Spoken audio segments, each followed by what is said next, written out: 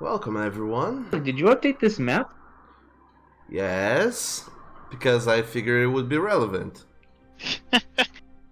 Draco, let Doug do his introduction. I was just curious. Okay.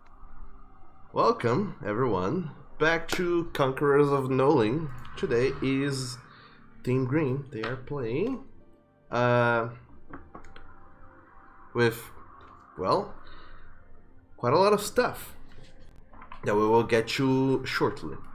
Last time around, as you fairly well remember, Team Green, consisting of 3 travelers who seem to be working with the guild, Basil, Rand, and Sienna. They were sent to Murgos in the Mythosian colonies to fetch a batch of green beans or breeze shrub, a medicinal herb that the guild is in dire need of because, boy oh boy, people are throwing themselves at danger every day because it's an adventurous guild job to do that, more or less. On this trip, they met with another group of adventurers who seem to be trying to make their way towards redemption. Donna, Kra, Neo, and Par joined their group on the voyage back to redemption. However, the captain decided to take a shortcut which led the ship to be attacked by pirates and then prisoners to be freed, and wild magic zone effect to be triggered, and lots of chaos ensued. But luckily the party returned to redemption, where they learned that they needed a lot of those breeze shrubs and they have none to show for it. So little by little the team have been trying to pick up the slack that has been created by this lack of breeze shrub. One such job consisted of the party going to Southchester Polder, a city a little bit far away where people seemed a little bit sickly, and they have been growing breeze shrub for their own reasons. They, while not being huge producers like the people further up north, they had some, but they were not super willing to sell it because they were using it to fend off fiends and demons and other abyssal creatures, which, once the green team rolled into town and learned that they existed, they quickly and swiftly dealt with those creatures, learned some things about the city, and then made their way back to redemption.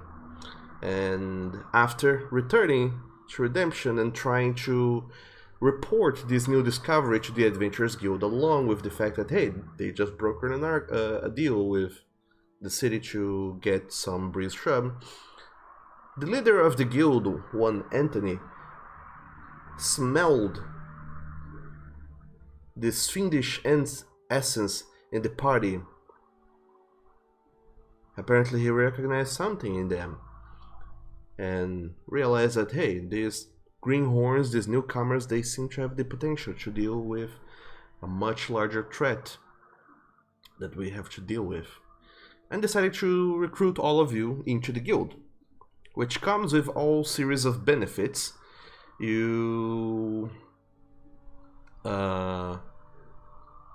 in short, you get like a 10% discount on vendors, not on the guild itself, but on the city, because the guild doesn't sell stuff, but it relies on people around the city.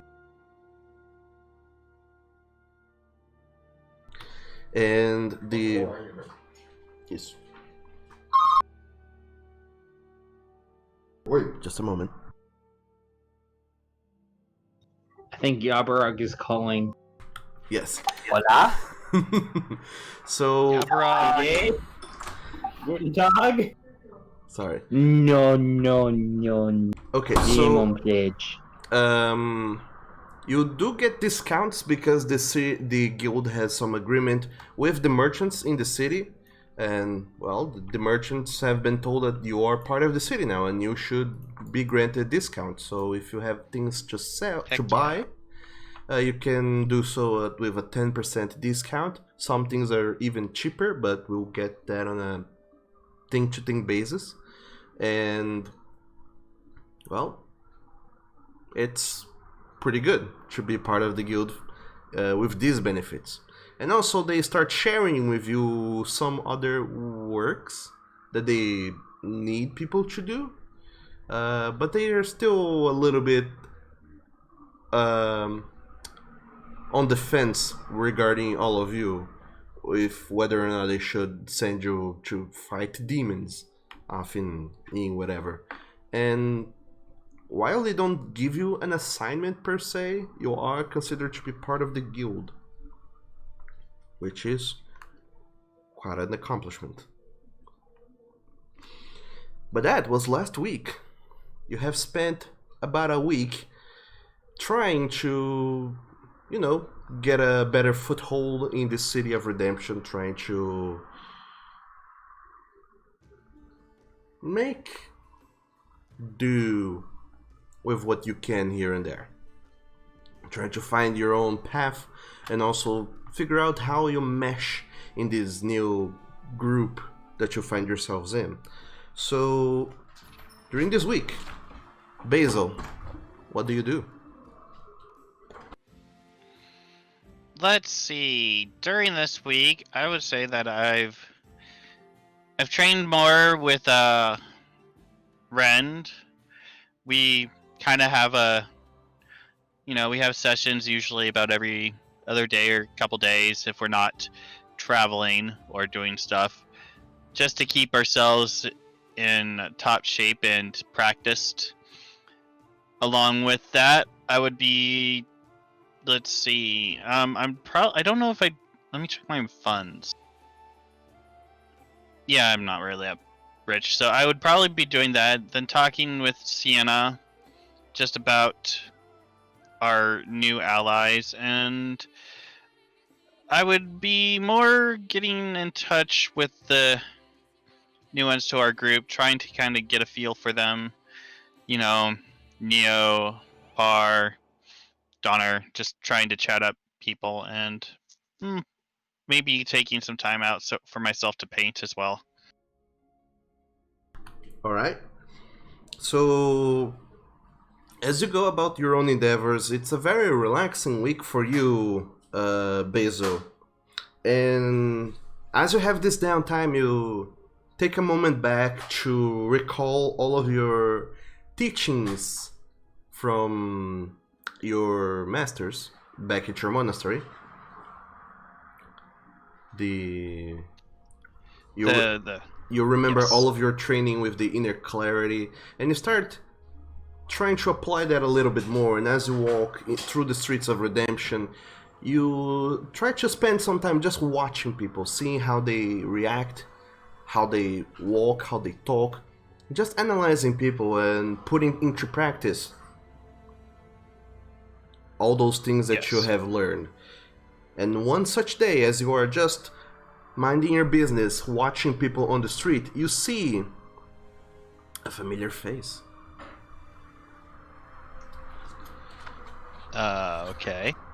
It's not familiar as in it's a face of a person you have seen and would recognize in a crowd because of, oh, that's a nice friend I have, but more so because it is it is a tall-ish lizard folk man with a nasty scar across his face that goes all the way from the top of his forehead to about ish midway around his chest.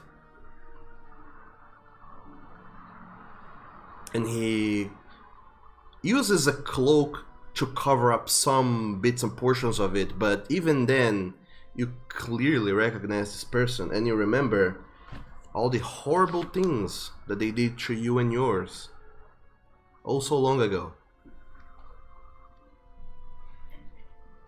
Yeah. him. And you remember so very clearly now, Eldon Norris, the leader of the slavers.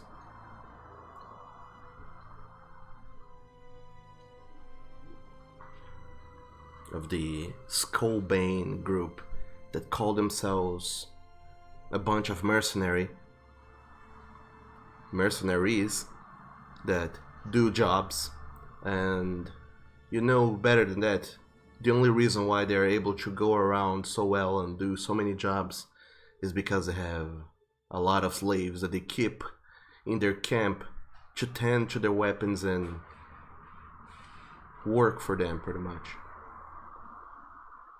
And you know that if Eldon is here, his group is probably nearby somewhere. And you imagine that you might find something more about him in the docks. Of course I would. Well, if that's the case, then I'm going to probably do some talking to some people around the docks. Alright. But for the moment, you imagine that maybe it would be a better idea to think about what you're gonna do and observe the situation from afar for just a little while before you really do anything about it, and maybe also talk to your mates about this whole endeavor. Or not. Yeah. Or maybe you decide that you should go alone and do this alone, but up to you. I'll keep it in mind. And that happens near the end of your week, and you keep that in the back of your mind as you decide what's gonna be the next step. Meanwhile, Donar, how did your week go? Well, I believe that I would be trying to meet up with Jakal Wisivis, the badger who said that he had more information once we became initiated with the guild, and seeing about the village and the information he knew. Okay, Donar, you try to find Vesivis, and you have a little bit of a hard time finding this badger. So make an investigation check.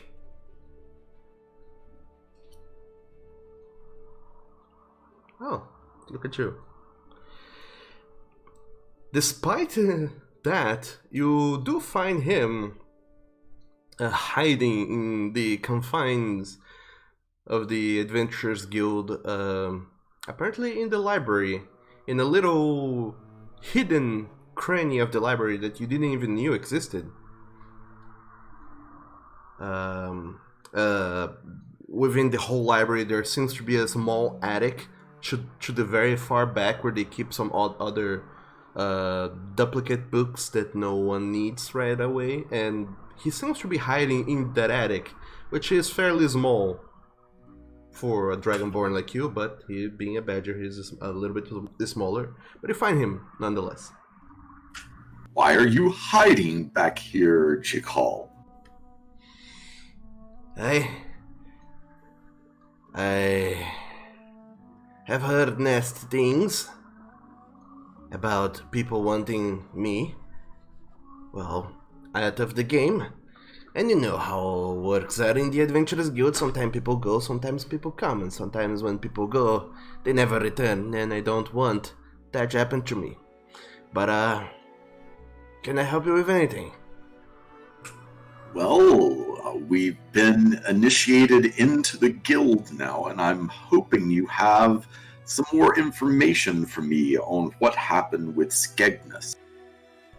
Aye, indeed I have heard. You have, you and yours have gone down off the fiend. That is no easy job, and congratulations. But, about Skegness, let me see.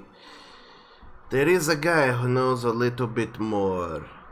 and the two of you now kind of start going down this line of inquiries, finding people who know things, and eventually, Donar, you get to learn that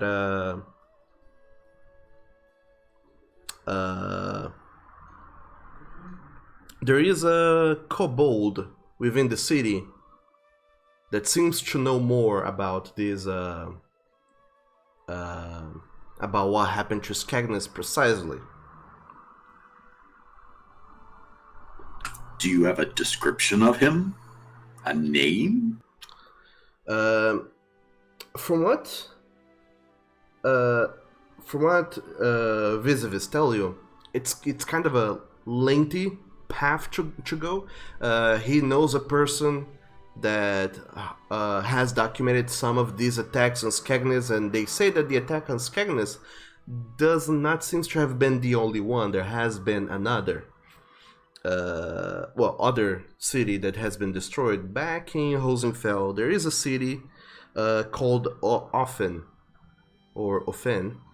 which has also been destroyed in a similar fashion, with little to no witnesses or people who even saw what happened. But Could you mention the town again, please?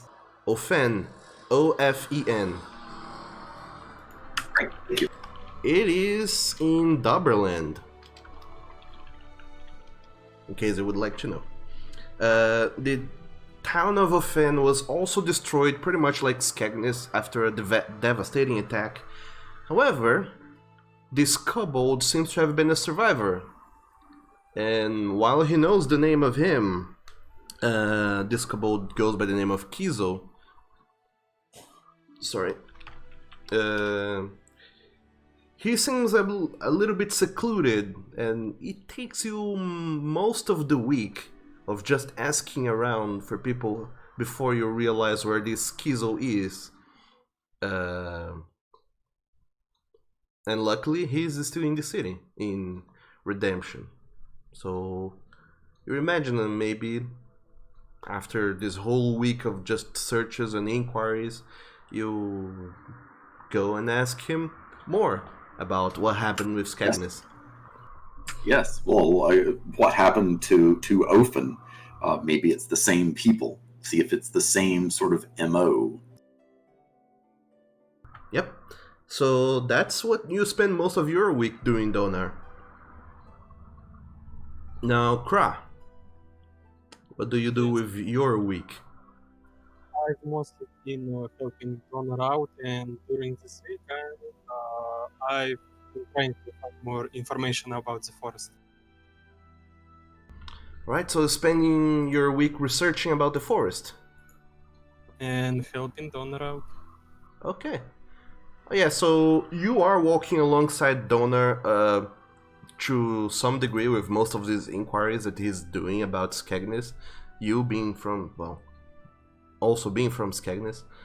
And you also spend some time researching about the forest. So, as you start to look around what you need to do to look into the forest, you get the sense that there's a lot of people who know some things, but that doesn't seem to be nearly enough. And the guild themselves also does not seem to be very interested in figuring out the ins and outs of the forest, because there seems to be an extraplanar threat elsewhere. So you get the sense that you will have to be at the forefront of this research endeavor if you wanna look into the forest. So what you will have to do pretty much is spend 15 gold pieces on hiring people, arcanists to do investigation, people to foray into the forest themselves and bring back evidence and all sorts of evidence that you can use to further your research if you want to do that. Sure, I'll pay. Okay, So you pay 50 gold pieces. 50? Yes, 50. I don't have 50 gold pieces. Yeah, researching is expensive. So the way it works is that you spend like the entire week researching and you spend 50 gold pieces, and then you make an intelligence check. And depending on how well you roll, you learn new things. Donna reminds you that I'm carrying 20 gold pieces for you that came from prior. That's still not enough. How much more do you need? 10 more. I can do that.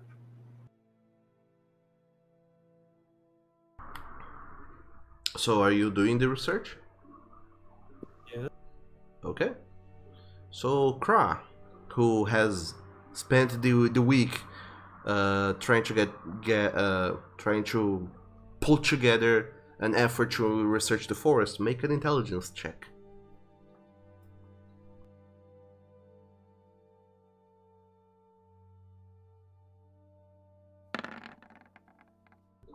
Alright. Just so you know, you get a +1 bonus for every 50 gold pieces you spend on top of that. If you wanted to spend more money into this research endeavor, but I don't think you even have that much money. Yep. Okay. So, Kra, you... surprisingly enough, you end up learning quite a lot when people go into the woods and return at the end of this week. There seems to be creatures living within the forest who seems to go about their way undisturbed. And from all reports that you see, those creatures seem to be fey in nature. And apparently those fey creatures, they also seem to cast magic with no adverse effects. Whereas anyone else that tries to cast any sort of magic within the forest, on top of whatever effect the spell has, there's also some wild magic effect that happens. It would seem like the entire forest is a wild magic zone. But it's not something...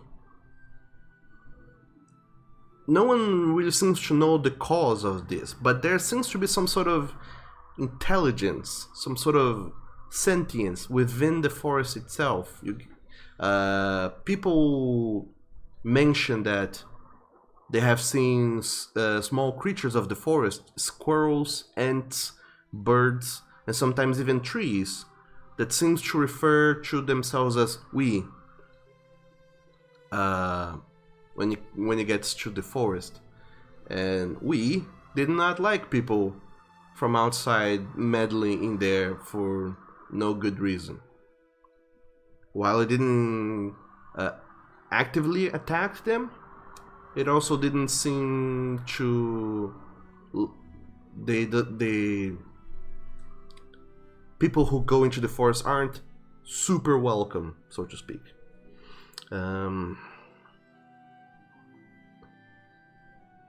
On top of all this, is there anything else you'll learn? Let me think. No. You learn, according to Xanatar's guide, you learn 2 pieces of lore, and that is what you learn. Okay, and I'm going to share this information with the group. Okay. So you share that with the entire group. Yes. But meanwhile, while you are doing this research, talking to all sorts of people, a lot of people kind of come and go on this whole endeavor, and one of the persons that kind of just comes to you after your during your investigation, they seem to not be super interested in whatever was your whole in your research. They seem to be interested in you yourself. what you see... Where's my notes? God damn it. Yeah, here we go. You see this tiefling. Pale white tiefling with very pronounced horns. He looks like a feral tiefling. Pale white skin, a very thick tail. He has kind of ornate traveling clothes, and he approaches you, Kra, and says, "Oh, so you're Kra? Is that so?" Yes. Who are you? I'm Atem. Xerxes Atem. I have been sent to you by the person who trained you, your master. Your master would like you to have this. And he produces what appears to be a small package, sort of a rectangular package wrapped in linen, and hands it off to you.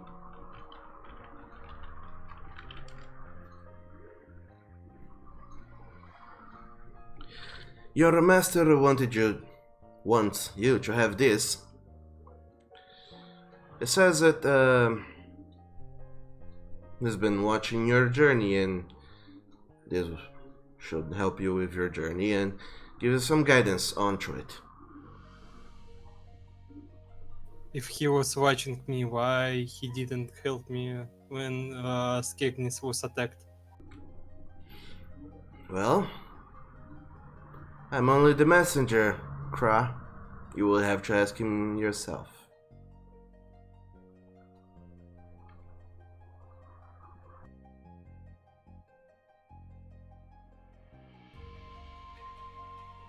So, Kra, you have this package in your hand. Okay, I imagine that you open it. I do. As you unwrap it, what you see is a book. Very sort of heavy-ish tome. It is a little bit ornate, but there doesn't seem to be anything super extra about it. It seems like a tome of magic. It's very heavy, and it's very cold to the touch, too. It seems to be latched. There seems to be a latch on the side that keeps the book closed and locked.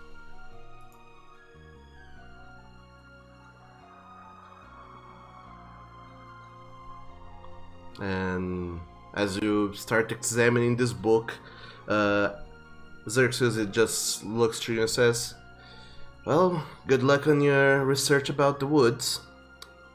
It does seems to be quite an interesting place." And he walks away and leaves you to your own devices. Bye. Thank you. So, Kra, you have this book that seems to be closed, and apparently it's a gift from your master.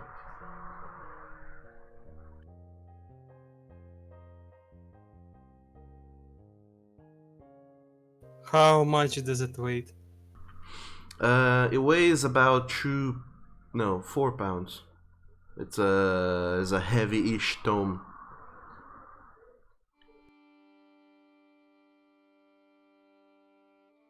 Okay. I'm going to open it. Alright. So, Kra, as you try to open this book, as soon as you touch the clasp that keeps it closed, you feel this incredibly frigid sensation. This pain just working its way up your fingers as you feel that your hand is slowly starting to freeze, and you pull it off quickly before any further damage is done. But your hand is a little bit frozen and you take some cold damage. And he killed the wizard with 1 point of damage. Not really. I don't suppose I do kill the wizard because you suffer, 8 points of damage. You It's... killed the wizard. Oh no. I'm still alive. This is why Doug didn't give it to him at level 1. What happened to you, Craw?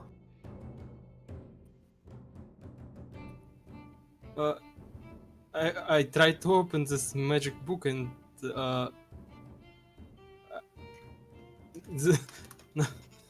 I don't know what happened. I lay my claw upon Donner's arm and channel 8 points back. Alright, so the damage is undone, but still the book remains closed.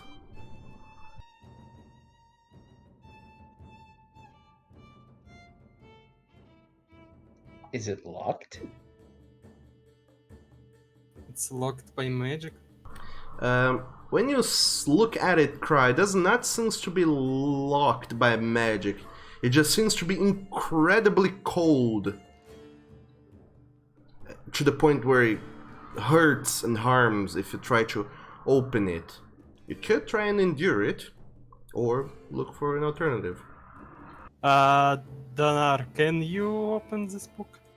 I can try. I am resistant to cold.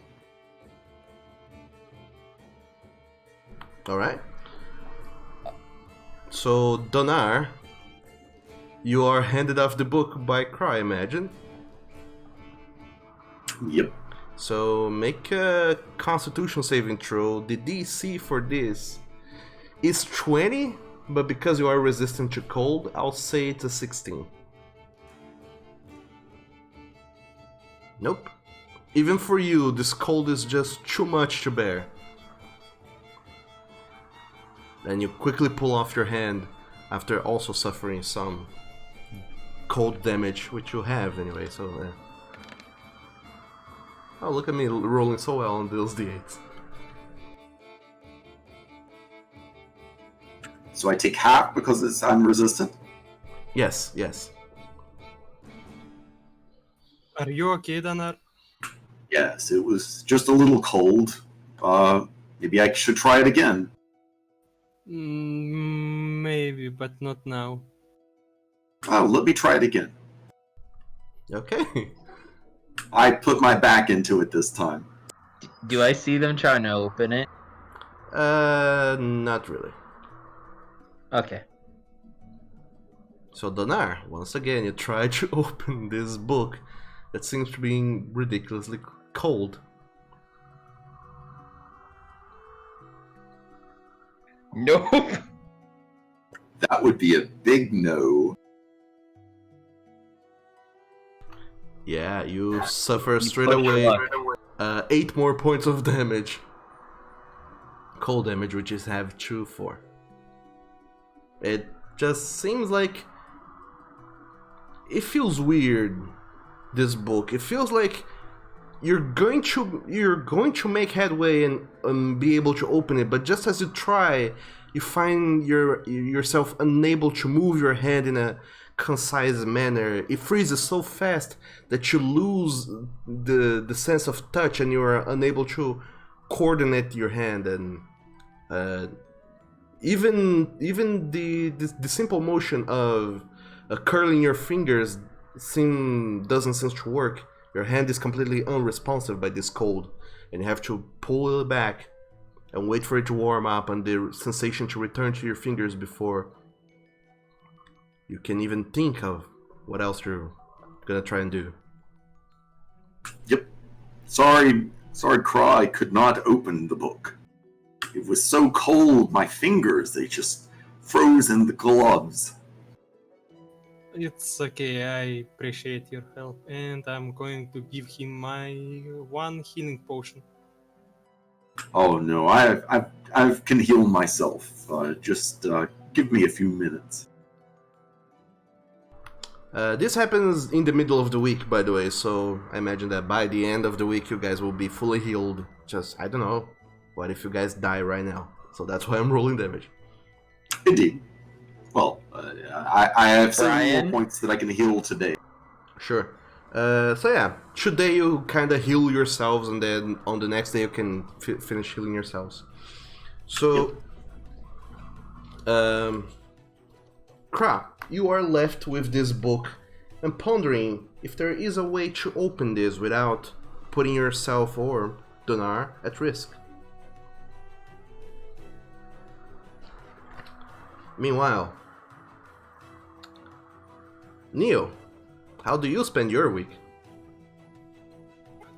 Well, aside from any attempts to talk to that Fox girl I met last time around, and I'm sure Zach came around to try and talk to me about stuff, I would be looking into that magic forest, and with Sienna very interested, I'm sure I have her assistance on this. Yep. Yeah. Okay. So, what exactly are you trying to look into the forest?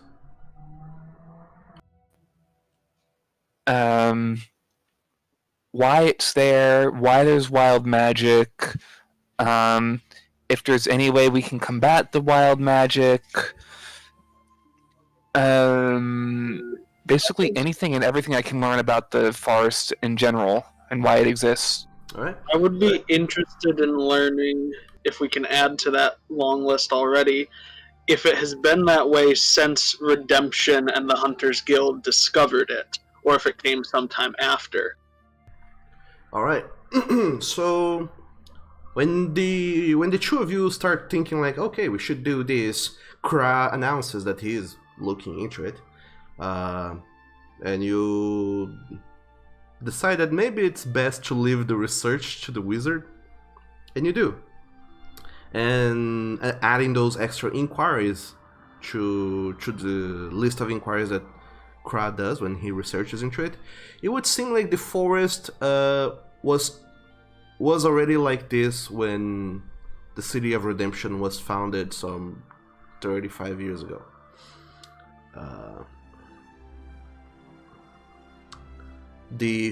When the city was founded, the forest was already there, and it was already the way it is.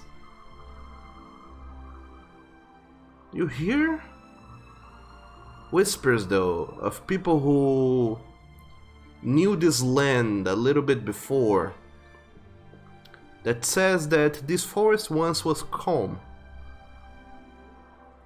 We're not entirely sure how long ago that was, but apparently before Redemption was built, some 35 years ago, the forest was calm.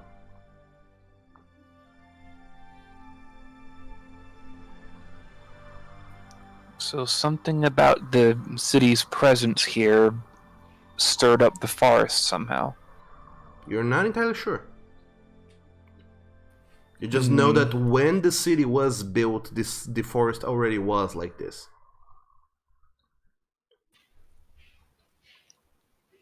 Further investigation probably won't be able to investigate it here unless there's a historian around. We may need to go into that forest. Furthermore, as far as wild magic goes, the only thing you learn, for real, is that small magic doesn't seem too harshly affected by the forest. In other words, cantrips are okay, but first level spells and up get wild magicked. But it freaked out our cantrips when we were in there. It freaked out Druidcraft. It does to some degree. It freaks out the cantrip, but it doesn't produce an extra wild magic effect on top of that. If you cast a first level spell, it will have the effect of the spell, and then another wild magic effect. And Neo is familiar with wild magic, so he would be able to attest to, yes, that is how wild magic works. So, as far as wild magic goes, this forest seems to work in that same fashion. But what is causing it? If there's some way to harness it, change it, or straight up defeat it, you're not entirely sure. The research results that come back aren't too conclusive about that. But it would seem that we might know a little bit more about that, or we might be the whole cause of that, or we knows things that no one else seems to. And you said that things within the forest referred to themselves as we. That would be animals and plants as well as the Fae, right? Not the Fae. It would be the animals. The animals that would not normally speak, like squirrels, would turn to travelers and refer to themselves as we. In fact, you would get the sense that the forest seems to speak through things.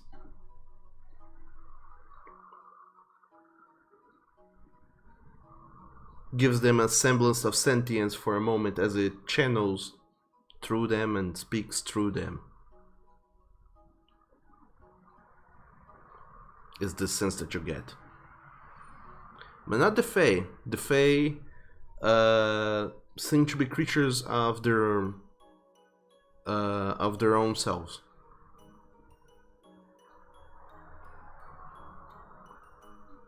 Yes, there is definitely something in that forest, but we will figure out little while we're not in the forest itself.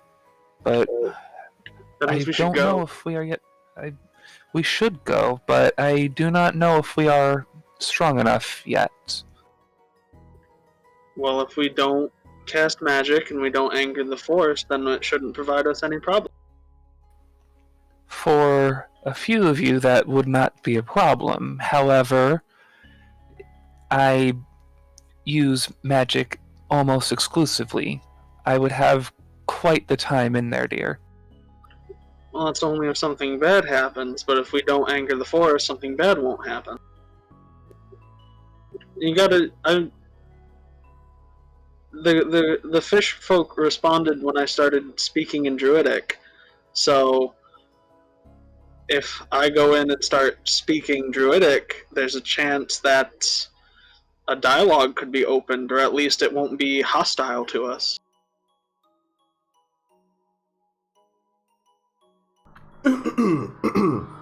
So She's the Lorax. the I don't have that spell yet. I can't speak to trees yet.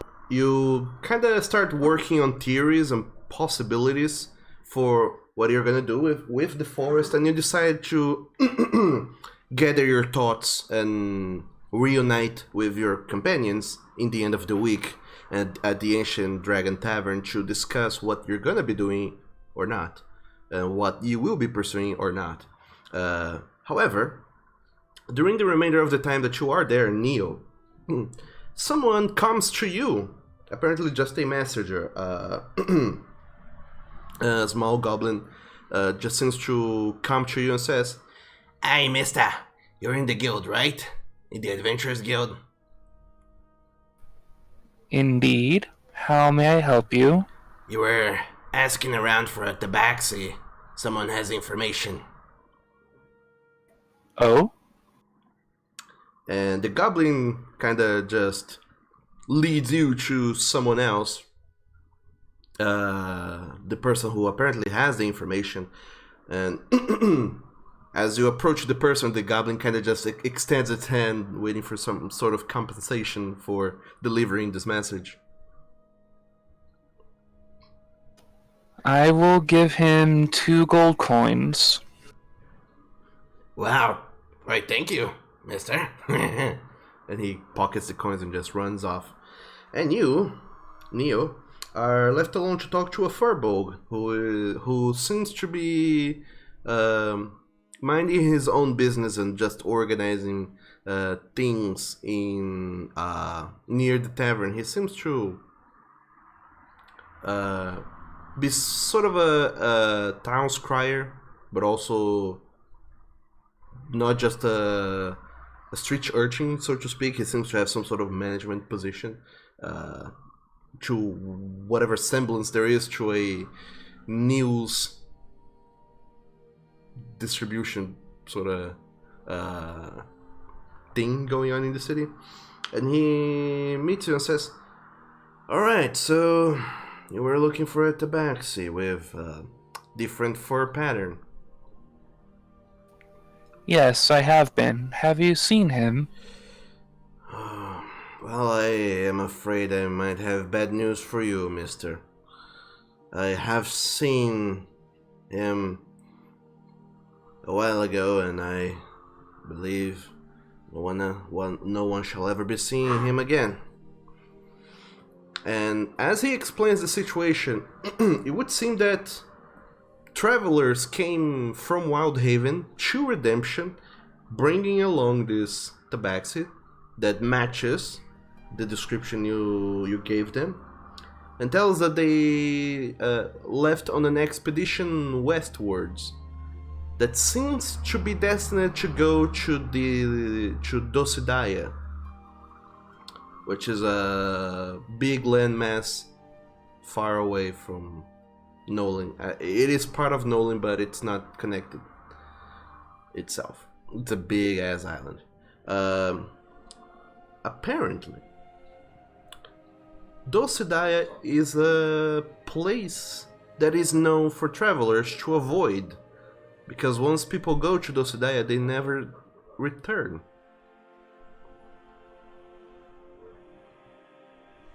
It would seem like there's something there that traps people in there, or some horrible creature that kills everyone that goes there, or some curse that takes over their minds and they forget themselves, or, well, rumors go on and on and on about the possibilities, but it would seem like whenever someone goes to Dosidaya, that is their final destination. And the Forbo keeps going on, and it would seem like this tabaxi, friend of yours, somehow seemed to know the secret to go in and out of Dosidaya. Or at least that's the rumors I have heard. He did seem to know some sort of secret that made him quite a valuable target. Of course, my family would. Right. I thank you, sir, for this information. I must find him. Well, they left westwards a few weeks prior. I'm not entirely sure that you will be able to reach them, but I don't know. I don't even know that people are willingly going to Dosidaya. They might have stopped along the way to make some sort of plan. Or they might already be there. But I don't know. That's just what I have heard. Well, regardless, I know that they have gone westward, so perhaps in my travels I can find out more about this if I ever find myself westward from here. But now that I think about it, there was another man that they seemed to talk to whenever they were in town with this tabaxi folk, a friend of yours. They went to see a Harris. He's a little bit weird in the head, but he's a mage. They talked to him. Don't know what about. I just know that they did. Where can I find this person? In the mage's quarters. I believe Harris's tower is the shortest one. Thank you. I appreciate all of the information you provided. I will seek out this Harris immediately. Alright. Have a good luck. I know better persons who have tried to reach out to him and failed horribly, so hopefully it won't happen to you. Just look for Harris Sonis and make sure you Just to keep on the safe side, bring backup if you go talk to him. I am familiar with some people I should be able to bring with me. Thank you very much. Well, don't mention it. And thus, Neo, you decide to reunite with the party at the end of the week to possibly seek this endeavor out. So, Par, what did you do with your week? I thought I was setting up a place to heal people from money. Are you still doing that? I would very much like to do that. Okay, so same thing. You set up this kind of in between the guild and the town itself, a little bit on the outside of city, not too far from the city gates. You start seeing a lot of traffic, people just coming and going, and a lot of them seem to be interested in, stopping for a moment to see what is it that you are doing and how you are helping people. So you can Trying to spread my reputation. Yeah, you can go ahead and make another medicine check.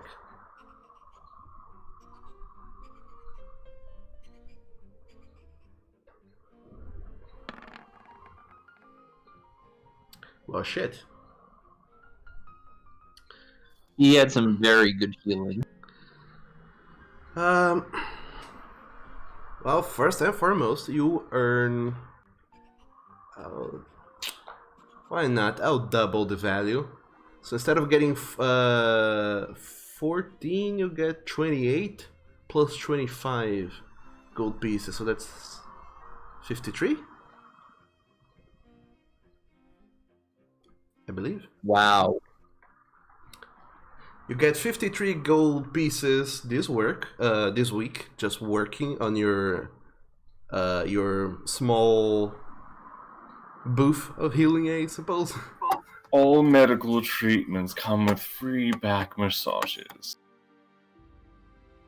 And it works. A lot of people start making their way over there. In fact, you see people that you talk to people, and a lot of people you get to hear their stories and such, and a lot of people seem to be persons that only keep to the mages' quarters and the docks and the eastern residential district, so they have no reason whatsoever to come to this side of town, and yet they are coming to this side of town, apparently only because of you are there.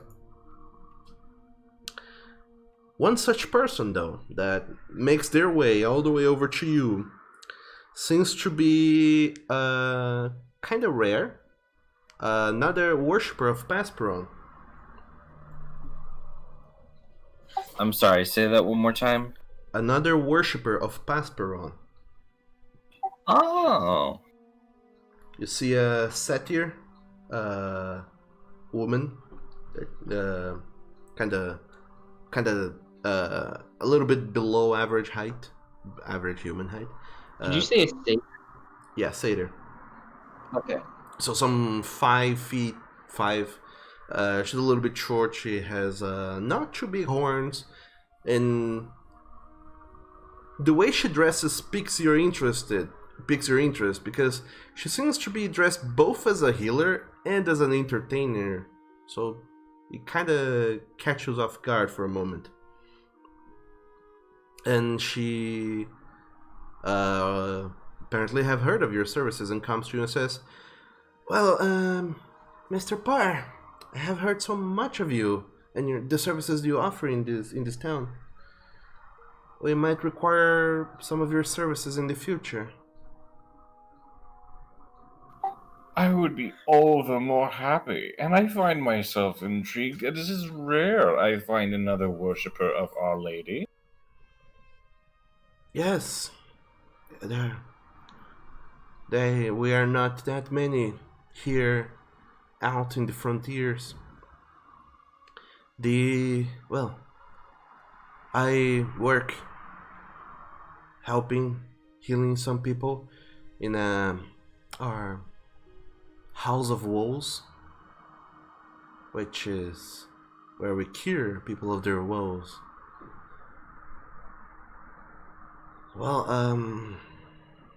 there was a nasty incident that happened the other night. A man went mad and attacked some of the ladies and other customers and seemed to. Well, it was horrible. And we need. I would very much appreciate your services going over there and blessing the vicinities again. No one will want to do business over there ever since that happened, and we need a cleric of Pasperon to bless our House of Pleasures. I would very much like to do that if it would please Our Lady. It would. I believe it would. It's not hard to find. It's kinda. And she gives you the directions of the place and asks you to go over there and bless the vicinity. But you also your curiosity is piqued about what would make someone go so mad in a house of pleasures. And you ponder and wonder about that for a moment. So that is how your week goes, Par. Lovely. Rend, what do you do with your week? Well, probably the first day or two back, he'd ask to see if he could find out if Jade had come through. Well, his girlfriend, I should say. He does not hear much about her. Giving off descriptions and such. People similar to her have come by, but not specifically her. Or at least to the point where anyone paid attention that much. After that, he'd probably go back to that fight pit, Okay. do some entertaining. So, once again, you decide to go back into the fighting pit and probably earn some money by winning bets and whatnot. So, go ahead and make a. Do you want to make this performance or athletics?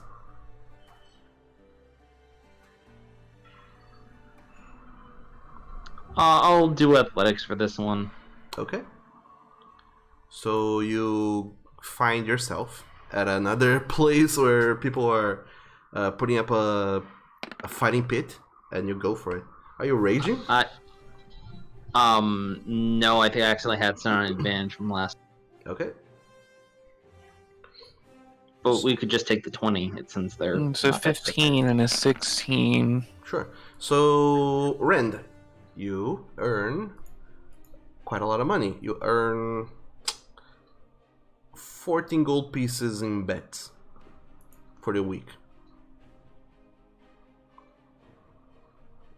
You find that a lot of people, as soon as they hear about the dog folk barbarian that is fucking people up in there, you see a lot more hardier challengers coming in to fight.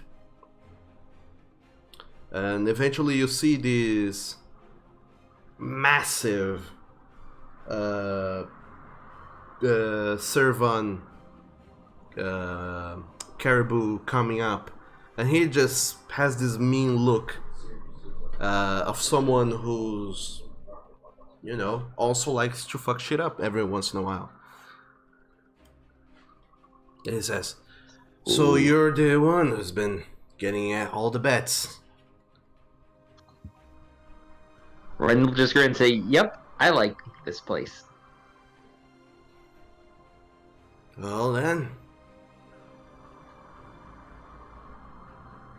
how about you face me now, pup? Sounds like fun.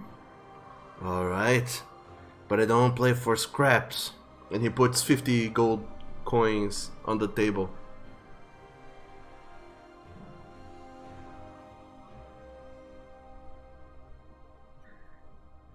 I'll put down 50 and throw down the Kuatoa necklace. Okay. for however much that is worth. You put those. I don't know. It's just to entice him. You put those. I don't know. It's just to entice him. Sure. He kind of looks at the pot. You see this grin on his face, and as he grins, you see his teeth are sickly shade of yellow almost, and he just laughs and says, "All right, let's have some fun, dog boy." And everyone else in the fighting pits, they kind of take a moment just to watch this whole endeavor go down. And I will boil down this to a simple athletics check. Again. Can I rage for this? Definitely, yeah. I mean, I am fighting. Sure. So go on. Alright. 18. Let me roll for him. Okay. The two of you start fighting one another as one does. You see that he's very naturally big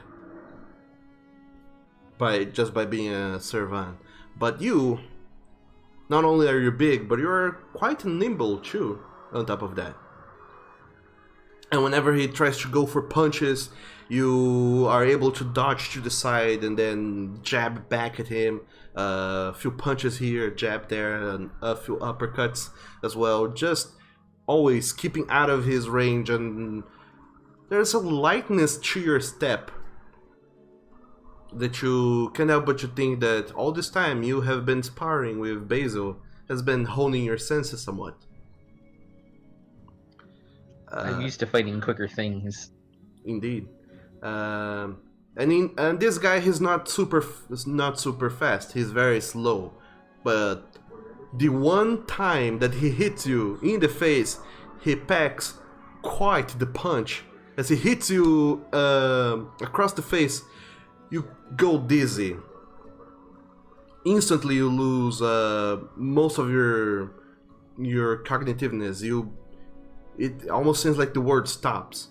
You don't hear sounds anymore. The images, the things that you are seeing, they seem to be skipping portions. You see these now, and then you only see things again like some 2 seconds later.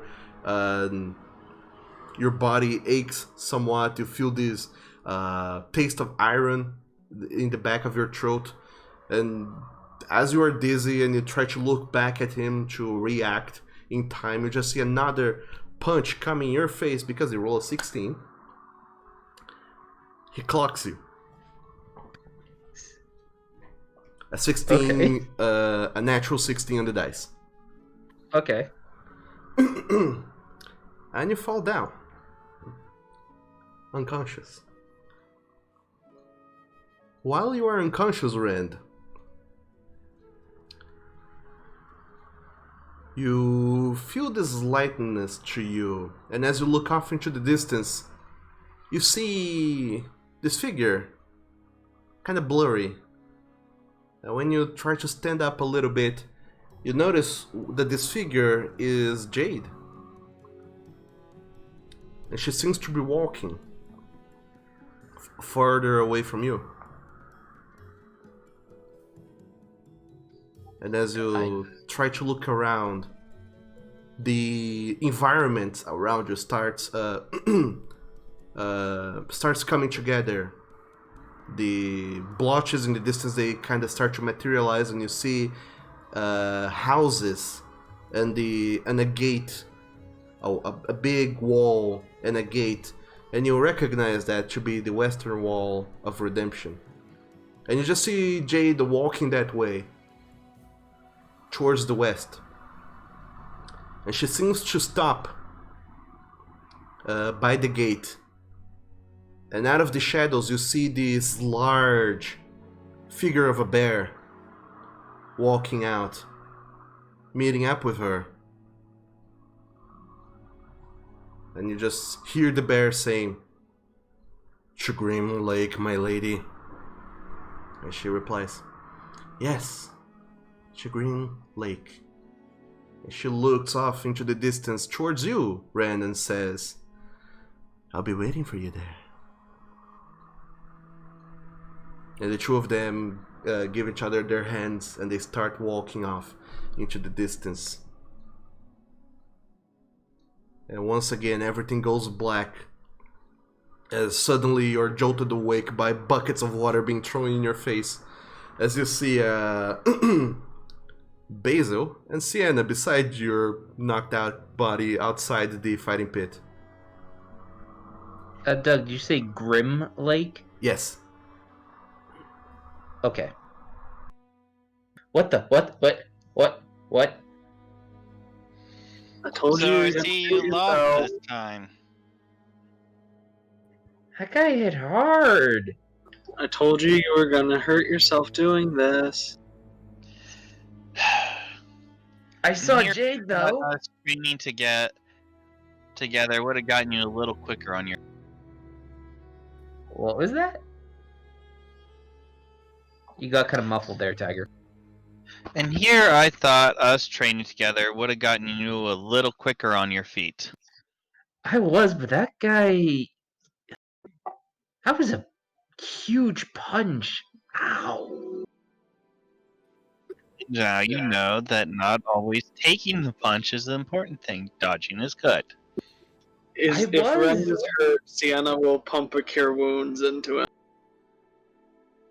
You do see that Ren's muzzle, long as it is, his snout actually, long as it is, it's a little bit crooked to the side and is bleeding.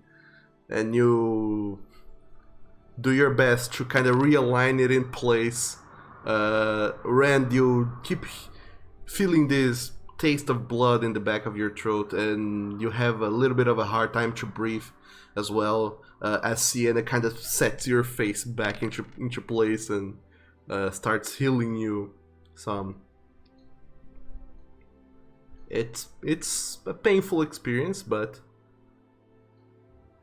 by the end of the day, you're nearly as good as new.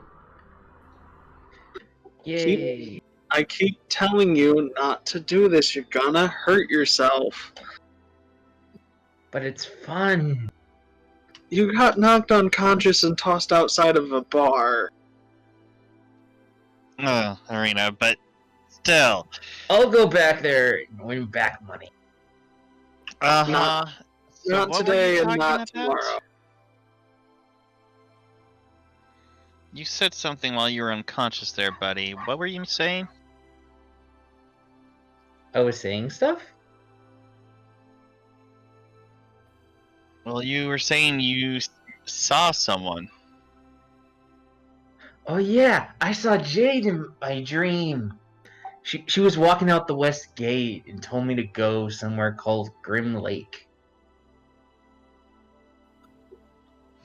And she was walking with this giant bear.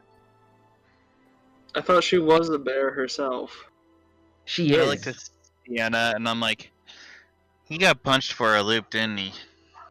We found him unconscious outside of a bar, so yes. I also think I know something, and I just kind of mutter like part of the spell for speak animals. Apparently, brain trauma will cause her to learn spells. What? Well, this is something that Sienna knows because she has that spell. Wait. How do you know that? I don't know. Did I just start rambling off something else and it's the spell B-Sense? How do you know that? I don't know! I raise an eyebrow and look to Sienna. What's he what? He's saying part of druidic incantations for speak with animals and then the ability to sense through animal senses. Which he might have seen me cast at some point You just got pre-game. access to level 2 spells, so I've never seen you use that. We haven't seen him use beast sense, but maybe speak with animals. So I don't really know how he can do that. So he's trying to tap into something he doesn't know? That. Oh boy. Wow. Well, some mysteries behind you, huh, Rend? Yep. So, Doug, would you say I lost all my gold, basically? Of course you did. You bet 50 gold and a necklace, you lost both of those things. Okay, I have 3 gold left because I did not put all of it. Alright, good on you. So, Rand, as you go back to get nursed back into health and start working back to replenish your coffers, Sienna, how was your week? Welp, with finding Rend unconscious outside of a bar and working with Neo and Kra to learn a little bit more about the forest. I suppose in the rest of Sienna's free time, she would probably go back to the guild and try to find Willowell and Jameson and see if she can work with them on a rationing plan so that they don't run out of breeze shrub and healer's kits quickly. A way to, while it might not be the best, but to make the supply last longer until they can get a larger shipment. Alright. So, going back to the Adventurers Guild, you, for the first time in what feels like forever, you face Villavelle, who's just... He already has this sort of grumpy, disappointed, judgmental look on his face, but this time around, when you tell him the story, you don't even see his face move. He just looks at you and says, "Well, shit. What are we going to be doing now, Sienna? There are merchants in the city. They have smaller supplies of breeze shrub. See if they are willing to spare something, and I imagine the guild will pay for those things." Well, we can do that. That'll help extend the supply we have. But I was thinking, sir, that another way we could do it is rationing our supply a little bit. It might mean that our explorations are a little less frequent, but it'll make our supplies last longer, and it'll keep our explorers and adventurers in shape without us running out of supplies. So if we could do both, then we can extend it even further until we can get a large shipment again. I'll bring that up with the boss. He's been... I don't know how he'll take this, but I will bring it up to him. About rationing our supplies.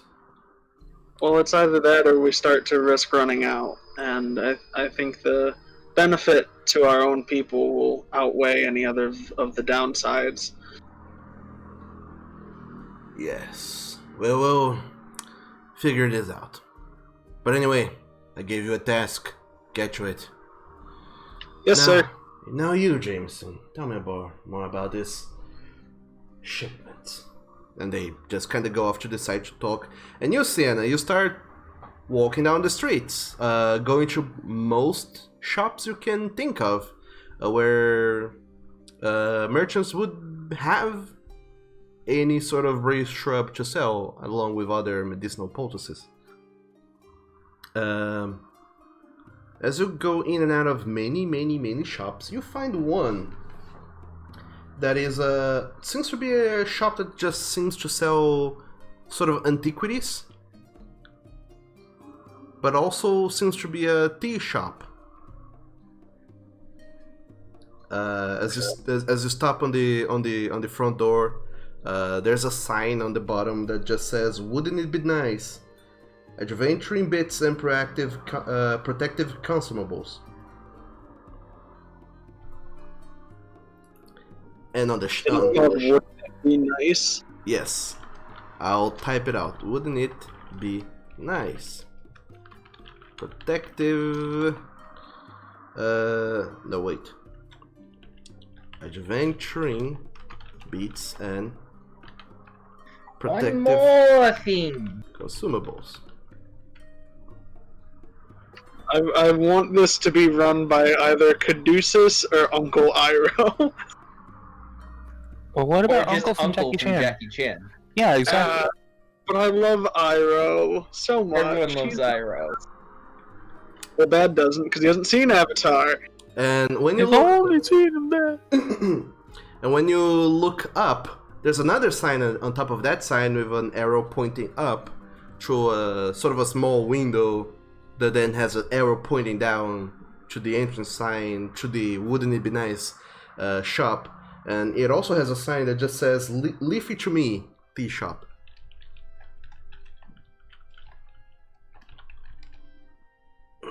These are horrific dad jokes. So Sienna, when you go inside, what you see is a tiger folk with fur as orange as yours, with his arms crossed. He seems to have a very keen look at you. That he was able to see you kind of in front of the shop through the glass for a moment before he decided to go in, and he just seems to have a very intense look as he watches you come in. Well, ain't that nice to see a new person coming to my shop? How can I help you? Hello, sir. My name's Sienna. I work with the Explorers Guild, and I've been looking for local merchants that might be willing to sell breeze shrub for medicinal use for the guild, either for short or long-term purchase agreements. Oh, I have heard some rumors. A shipment went down in the ocean, didn't it? Recently. Our supplies are not currently replenished at the rate that we would like them to be, but we're doing our best with what we have, and we're looking to expand our supplies through local merchants such as yourself and your lovely little shop that I didn't know was here in the city, and I might frequent more. This seems very nice here. Why, thank you very much. I would love if you would come and frequent my shop a little bit more. I can most definitely help you in your little endeavors. In fact, I like myself doing agreements so much more than making one-time purchases. And you say you need breeze shrub. That's right, sir. I could help supply you and your guild with a large shipment of breeze shrub I was expecting to come by land from some travelers. It should be here within the week, and I wouldn't mind seeing a much larger portion of it going your way than I initially anticipated. So long as you do me a favor. I imagine you are with the guild after all, aren't you? Yes, sir. I announced that when I came in. Yes, but you work for the guild, don't you? Yes, sir, I do. I was a hireling for many months, and I was recently accepted in as an adventurer. I also tend to work in their alchemy lab and healing sections. So you know how to scare people, do you not?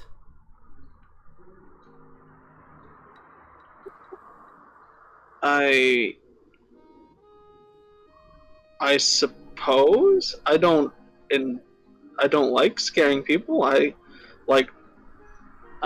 consider myself a nice person, but I suppose I know how to scare people. Is this like a prank scaring or like a don't ever come back scaring?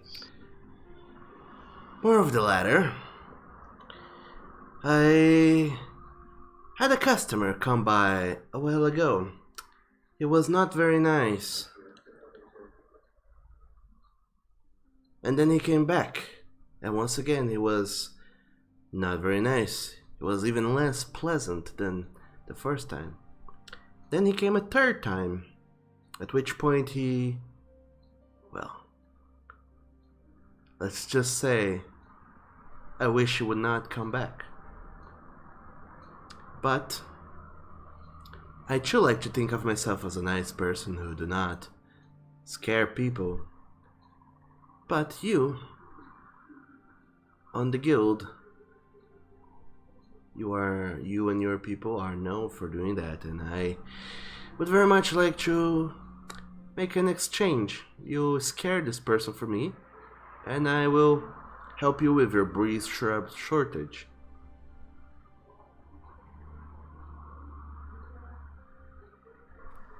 I would have to discuss this with supervisors unless this is more of an informal arrangement. Well, it's an arrangement between friends, just you and me.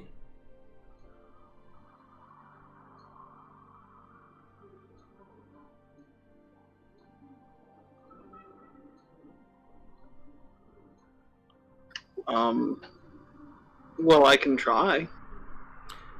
Well, magnificent then. There's this half-orc. He's very loud and boisterous.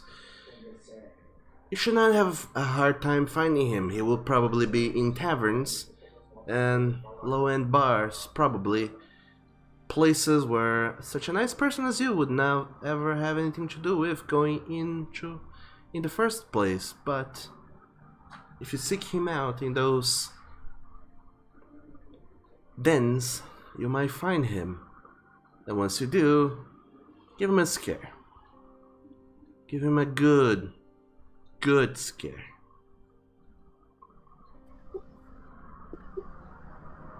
Yeah, scare him. I'm not good with metaphors. You're not asking me to kill a man, right? Well, that is not at all what I said. I said scare him. Okay. How you interpret that is your business with your own conscience. My I business with interpret you. that as scaring him because I'm not good. So, do you want him like out of the city scared or just avoid your shop scared? I want him scared. That is all I want. And all you want is breed shrub. Is that correct? Yes, sir. I would like enough pre-shrub for our stores to remain, our adventurers to remain healthy and healed up. Then it is an arrangement. Once you scare this man, I will make sure that my shipment of breeze shrub finds your way in the guild.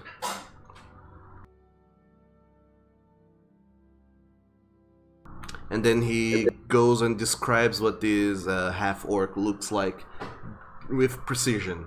That's so you won't have a hard time at all finding him. Does he have a name for the half-orc? I'm sure that he does.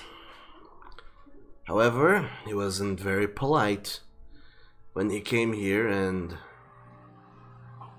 his name was not one of the many things that he, well, was very willing to politely tell me.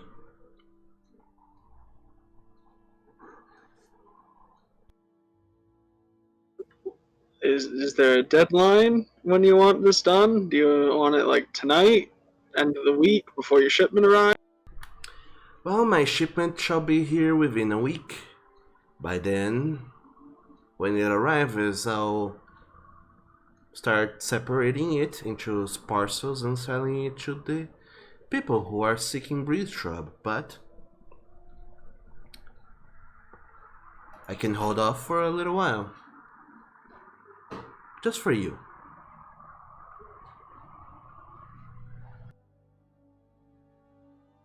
Okay. Can I have a cup of chai tea also, please? Oh, but of course. Coltel, could you help me? This very fine lady here needs tea. What did you say your name was again? Sienna. Sienna, my dear. My name is a mouthful. It's, you can call me Buddy. Or, if you want to be very polite and formal, of course you can call me Budropterhu. Debropter who? Bud Rop Turhu. Call it Buddy. Everyone else does. Seriously, like these names are getting crazy. And then you see coming from a side room a horsefolk man who comes in and looks at both of you.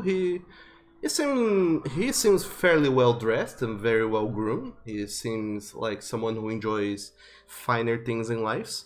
And Buddy, the tiger folk who the entire moment you have been in the shop kept his arms crossed. He looks at you and says, "Well, Sienna, this here is my assistant, Coltel, and he has been having quite a blast working for me up there at the Leafy Chimiti shop. Could you serve us some tea?" And Coltel, he just nods and says, "All right, tea coming right up." And he goes and prepares the tea. Yeah, you got the name right. It's Coltel. The only thing is it has a double L at the end. The horsefolk, he goes. There's a spiral staircase at the back of the at the front of the shop, and tucked a little bit to the side. He kind of climbs it. There's a spiral staircase, goes through sort of a balcony, an indoor balcony on the upstairs, a mezzanine. That's the word. Where he starts brewing some tea, and within seconds, the interior of the Wouldn't It Be Nice is filled with this very fragrant herbal aroma. And then he comes back down, carrying a tray with some cups, and he sets it down at this desk where they at the front of the shop, and Kotel, he just picks up one of the teacups for himself, kind of just raises it politely and says, "Well, tea is ready," and he takes a sip. But Robtru, he also just nods at you, Sienna, says, "Well, I normally like to broker lovely agreements with a handshake, but I suppose why not start new habits and make it with this cup of tea." Tea's good for you. It calms your nerves. It sure does. I'm sure it does.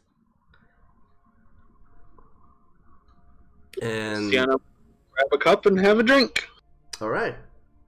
What is Sienna's passive perception again? 16. 16. All right. Sienna notices that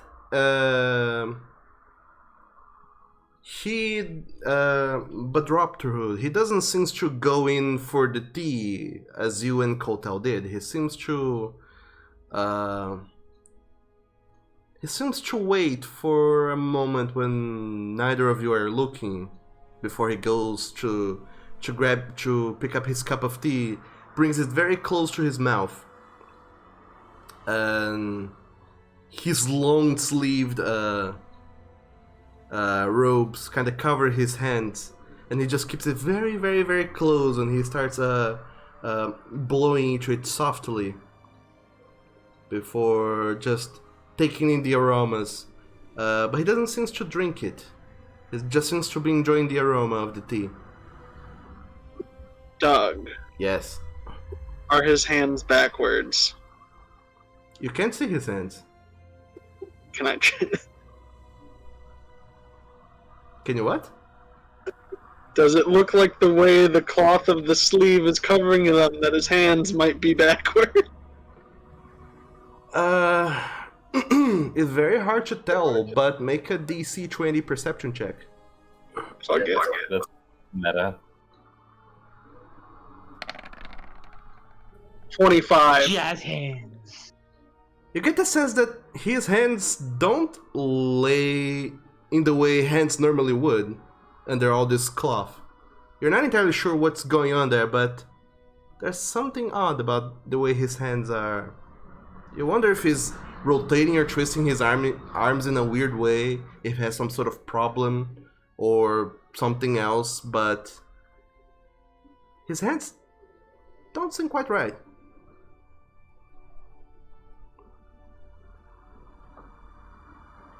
And after Buddy just takes in all of the aromas of the tea for quite a while with his eyes closed, just enjoying it,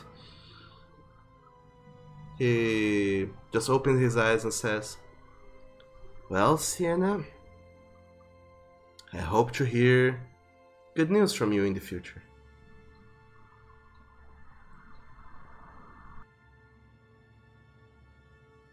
Well, thank you for the opportunity and for the lovely cup of tea. You are welcome. Also, make a religion check, Sienna.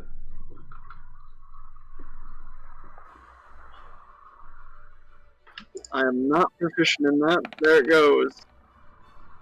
15. 15. That is the DC I set in my mind anyway, so... Although you would not have a lot of experience with them, you would have heard of Rakshasas in the past. If that is what you're getting at. With the backwards hand thing? Yeah. So, Sienna would have knowledge of Rakshasas. Well, Rakshasa. what does she know of Rakshasas is my next question, other than backwards hand. Well, she knows, like, that, and a few more very surface level things.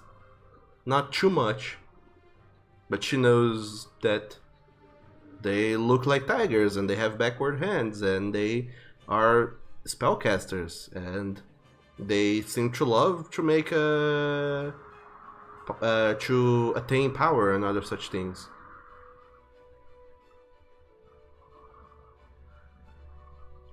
But as Sienna walks out of the shop and ponders those things in mind, she walks back to the Ancient Dragon Tavern, where at the end of the week all 7 of you reunite to discuss all the things you have learned and decide what the next step for the group as a whole is going to be.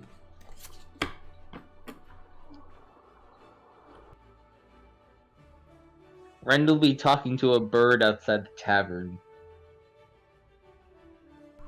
The bird will be singing to Rand. Well, most everyone will just see Rand talking to a bird and the bird singing, but the bird is pretty much just going like, "Oh, and there are those kids at the orphanage, and they're very, very, very, very, very nasty. They do all sorts of bad things. They throw stones at me, and I don't like them. And they throw stones at everyone, but I don't like going over there. But that's where the cool trees with the acorns rise, and I want acorns, but there are children there." And all of you just to the kid. all of you just hear the bird just going, just making bird noises. Rand, Yes.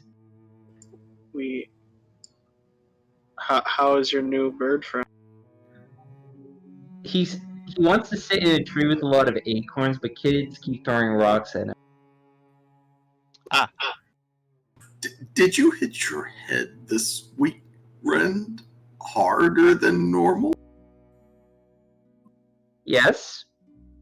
But Oh. I understand the bird, because I did a Ah. spell. Basil You and did I a found him spell. unconscious outside of a bar. The fighting arena place that he likes to visit Ah. very often. He did this to himself then. Well, somebody hit him. Ah, well, was it a fight?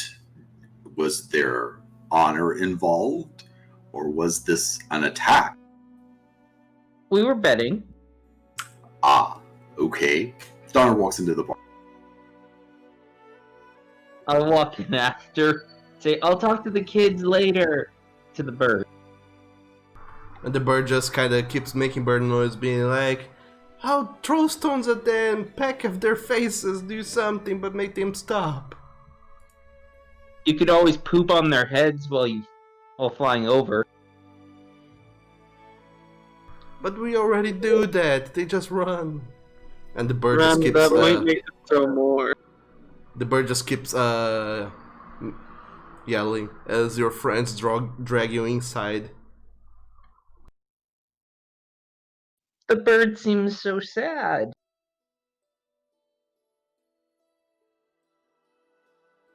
So, Team Green, all of you are reunited in the ancient Dragon Tavern. At this point, I imagine all of you have gone around telling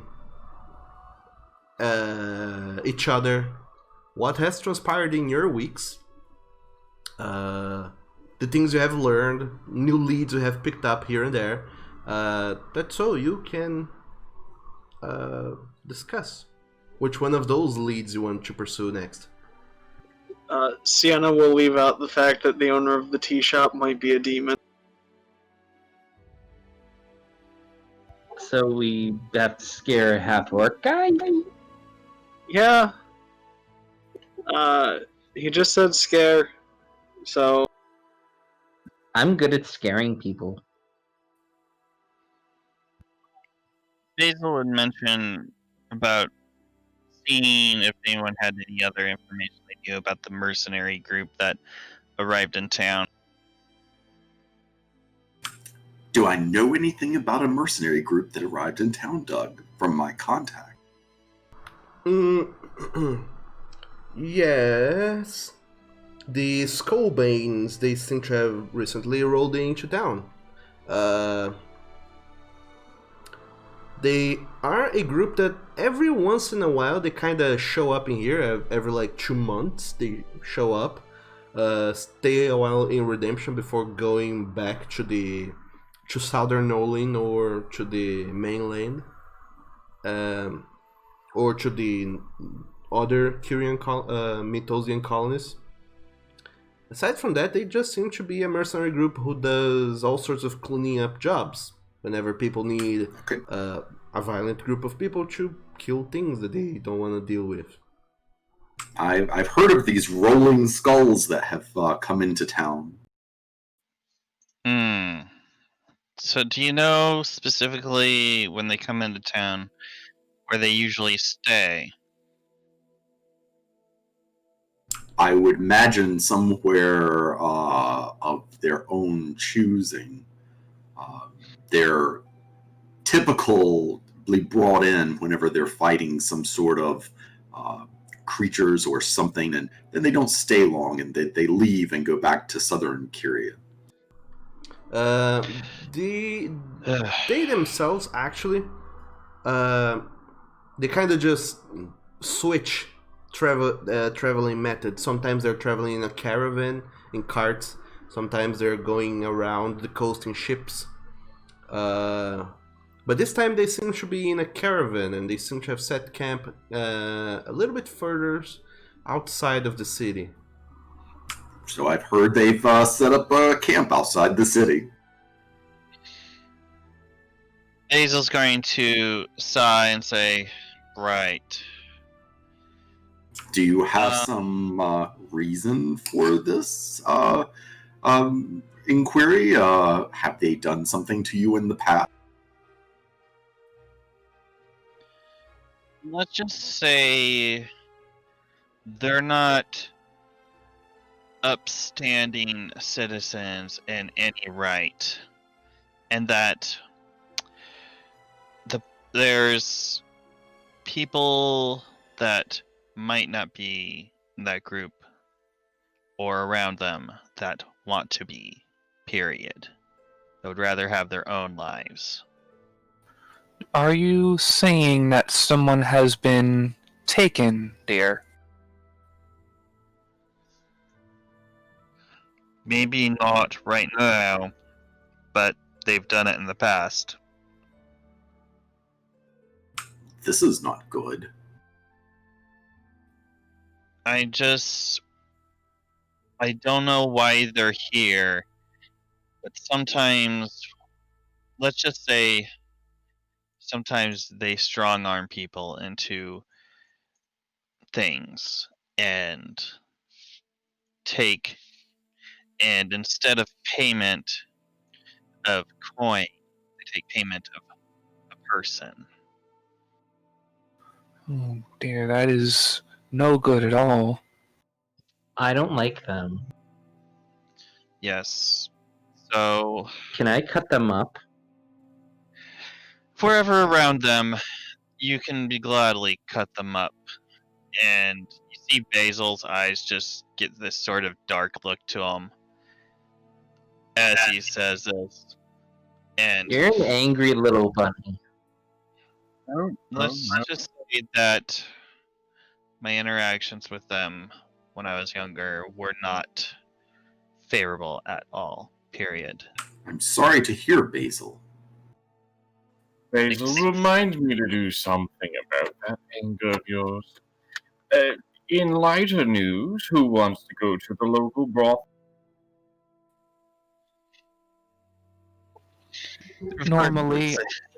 Normally, I would be going.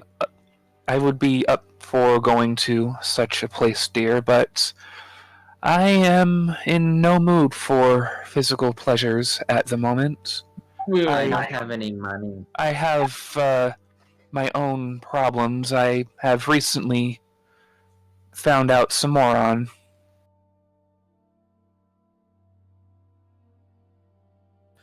Not quite for just physical pleasures, Neo.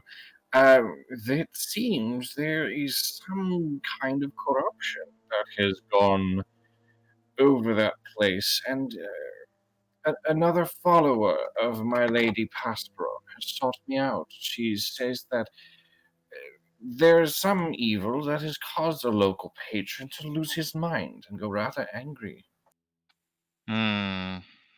That would be the third lead we could follow up on then, if you are all willing to hear me out for just a minute. Okay. Sure. As you all have no doubt noticed, I have been asking around for a young tabaxi who has the fur pattern that resembles a raccoon.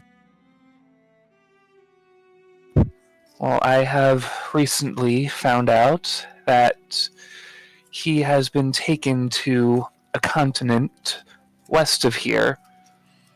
What was the name of the continent? Dulcidea. Yes, he has been taken to the continent of Dulcidea, and I don't know if any of you have heard the rumors surrounding this place, but I fear he may be in great danger, and I would love to get to him as soon as possible.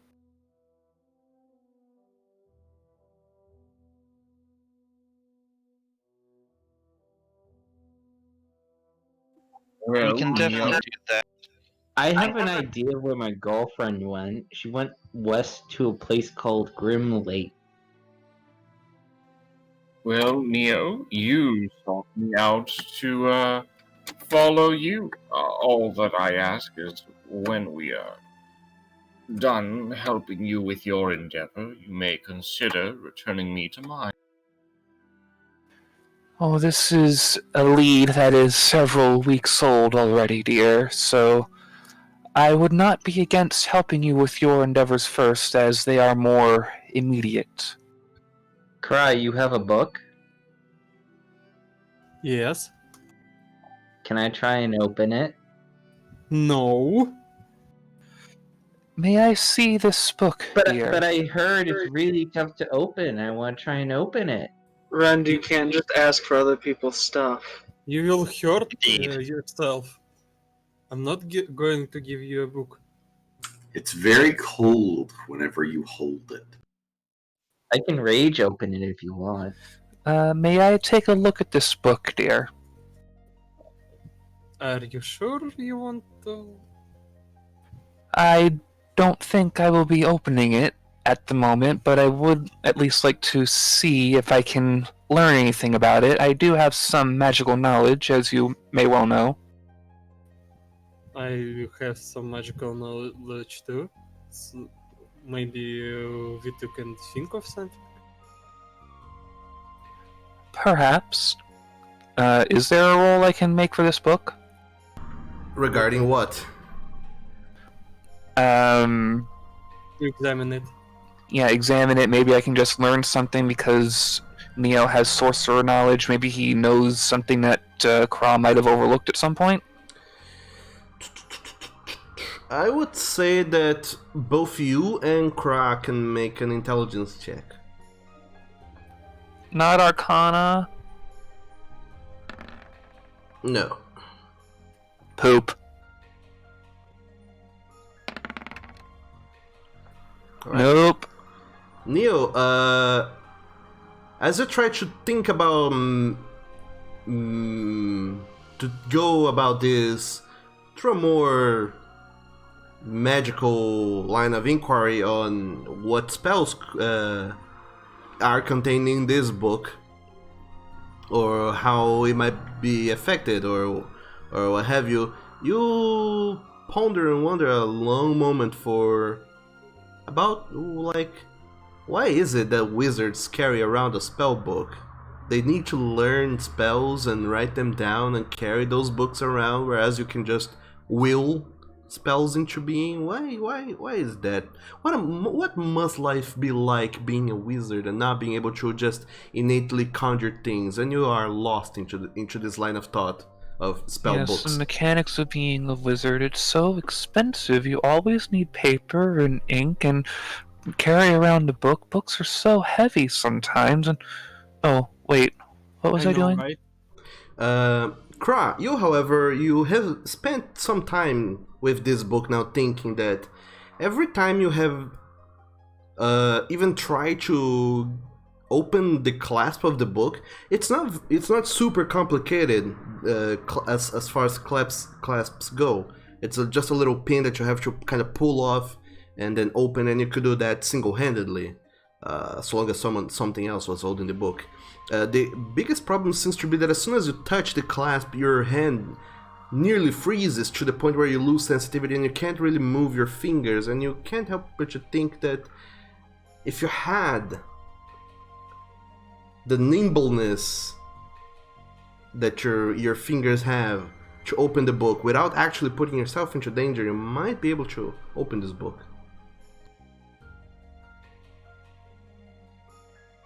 You said it's held in place by a pin? Sort of a pin, yeah. I mean, you do need like it won't be able to just open it by poking at it with sticks. You need to use your hand to open it, to pull this pin into place and then pull back the clasp. Okay. Can I use Mage Hand? Of course. You hold the book with one hand. With your other hand, you cast Mage Hand, and you force this spectral hand to go into the book and nimbly pull the pin and then pull back the clasp, which makes the book open. And you do see that your Mage Hand it takes on a more frosty aspect as it does this, but you are not hurt yourself by doing this. And as you Oh dear. As you unlatch the clasp, you finally pull open the book. And when you open the book, from it there's a fog that just kind of spills out. This frigid fog, almost as if you just opened a gateway to a dimension of cold and frost. You just see this fog kind of spill out of the book and fall to the ground very slowly, as fog does. And eventually the fog subsides a little bit, and this book as a whole feels extremely cold to the touch. But not to the point where it hurts now, like the clasp did. It's just very cold. And as you flip pages around, you do see that there are several spells inscribed into this book. This seems to have been someone else's spell book. However, on the first page, you see a message written to you, Kra. This message is weird because as you look down through it, every line seems to be written in a different language, most of which you don't really identify. But I'm going to cast comprehend languages. Okay. So as soon as you see languages you can't identify, you just think to yourself like, huh, this will be easy. You cast comprehend languages and try to read, but for some reason you can't. As you look at the words, they don't make any sense to you. They still don't work. I can see your confusion, dear. Is it written in code? Can any of us read the message? Kra, I have given you a new journal, a new handout. In the notes, you should see Kra's Master Tome, with a little description, specifically the message in it, or the portions of it that you can read.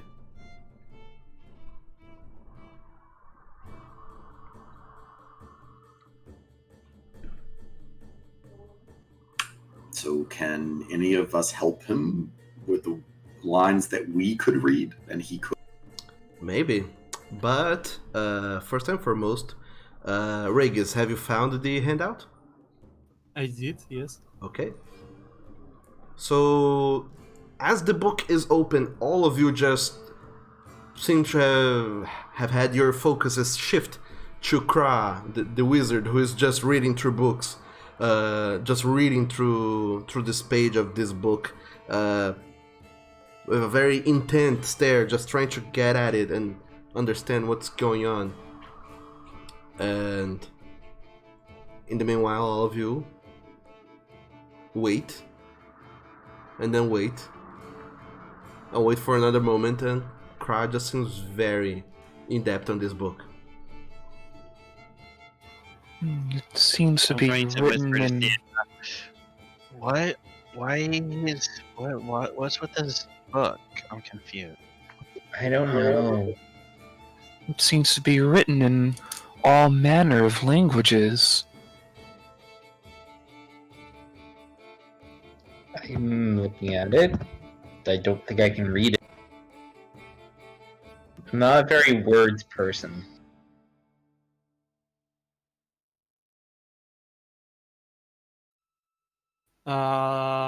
Donar, can we speak in private? Okay. I'm gonna go see if I can get an ale while we wait for them. Sure. Yeah, I assume that in the meanwhile, all of you guys are having food and ale and Sienna's good berries while you wait and decide what is the next step gonna be. Donar, I have a message from my master. He is here in Redemption. Oh. I think we should find him. It seems he has information about Skegness. Okay then. But I don't know where to start. I know he's in the city, but I don't know where. So, Kra, reading through these messages, through every line of text, there are some lines that are in a language you can understand and read. There are other lines that are in languages you don't understand, but you know the script. And because you know the script, you can make out these two words, Skagnes in one and redemption in the other. But there are many other words still in that line that you don't know. You know the script, but you don't know the language. Yep.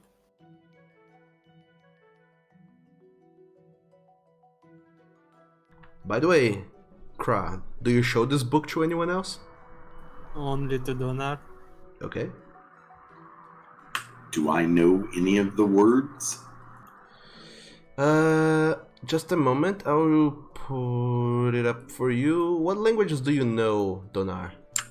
Common, Draconic, Elvish, Undercommon. You know the same languages as Kra does. There we go. So then I would probably be of no help. I have also enabled the handout for you.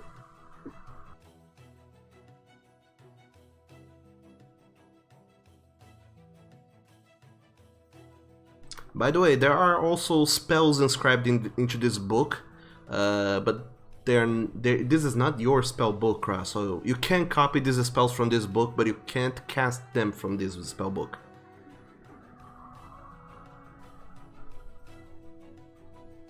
Okay.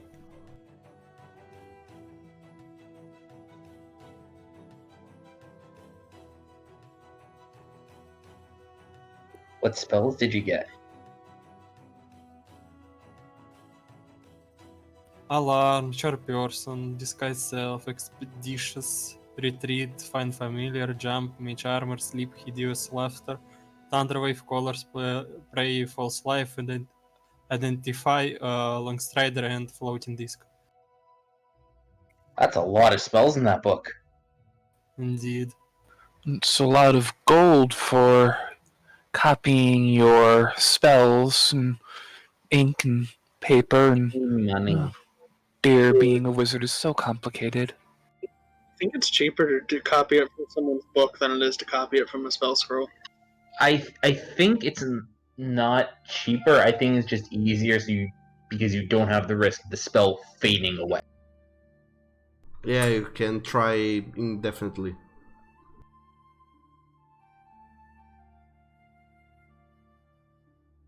Were you gonna say anything, Meta? No. I'm well. That unknown is spelled incorrectly. But I don't know. I don't know how we would find anybody who knows the languages here, unless maybe we show the group. Maybe someone there knows them. We are sitting in a tavern, so that Yep. would be the perfect opportunity. I think you should show them, Craw. If you say so, I'm going to show this book to everyone.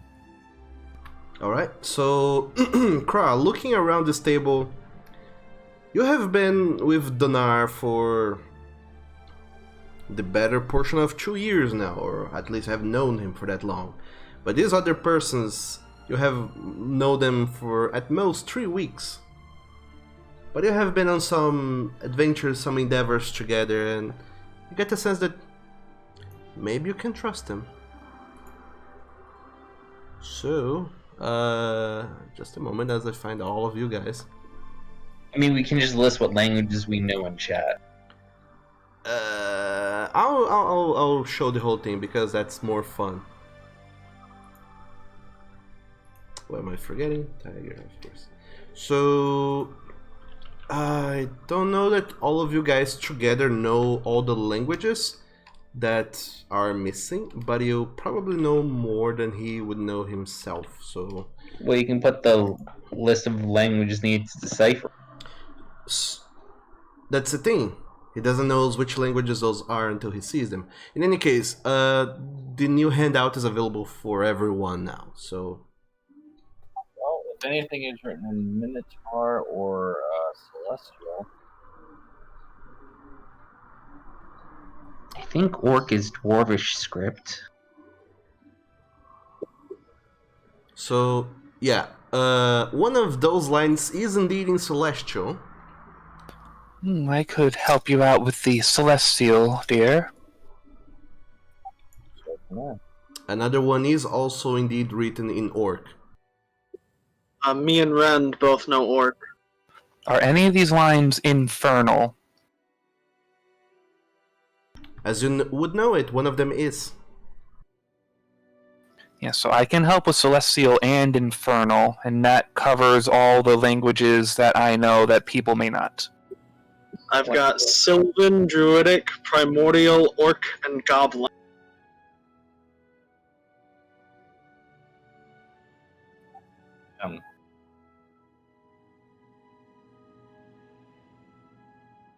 Which one was it again, Neo? Abyssal, you said? Infernal. Infernal, yeah, not Abyssal. Okay.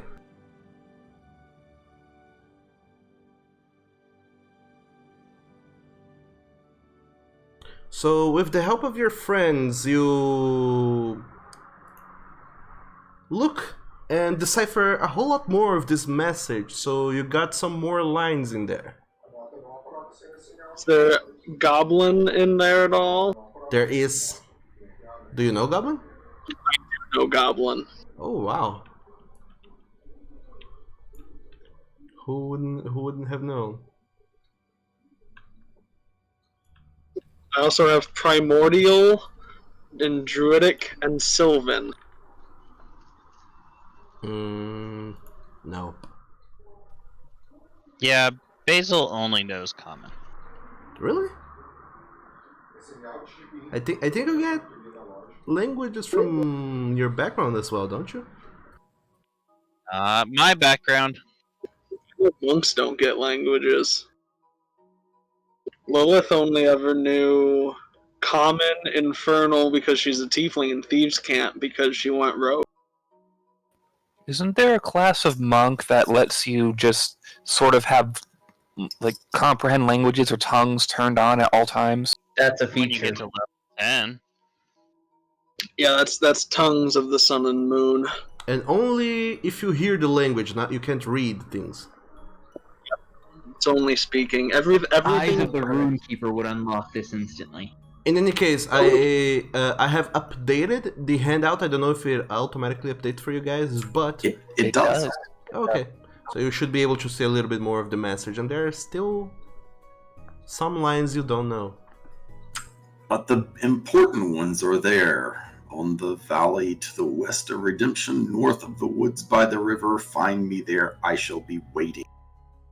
Indeed, it looks like we all need to go west. Yes. Pretty much everybody's heading in that direction except for Parr, who has some business here in the city, and myself, but I think I can take care of what I need to tonight. I also have some business in the city. There was a survivor of a village that was attacked in Hosenfeld in Dauberland called Offen, and Kizo was a kobold that survived. Then are we agreed that we should take care of any and all business here within the city before venturing out west? Indeed. I would Sounds like good. that very much. You should Like have a plan. drink, Par. Yes, and that tavern maid there might enjoy bringing you a drink. Can't blame a Minotaur for trying. So whose stuff do we do first? Do we do Par's? Do we do Sienna's? I think I got mine covered. I can help you with that. I'm good at scaring people. Maybe, but only if I need your help. I'm not I'm gonna. gonna follow you. Scaring someone? The tea shop owner, the tiger dude, has an unruly customer that he would like scared out of the city in exchange for a large amount of his shipment of breeze shrub going to the guild. So I said I'd look into it. I'm not Okay. gonna do it. Yeah, that does sound like a fairly simple task. And then we have a survivor to talk to. We have a follower of Par's deity to talk to, and oh, there is someone I must talk to in town before we leave. And hopefully we can also make a little coin while we're here so Croc can copy down his spells. Is any of you are any of you here familiar with the name Haras Sunes? Have I ever heard of it, Doug? Are any of us? Have any of us?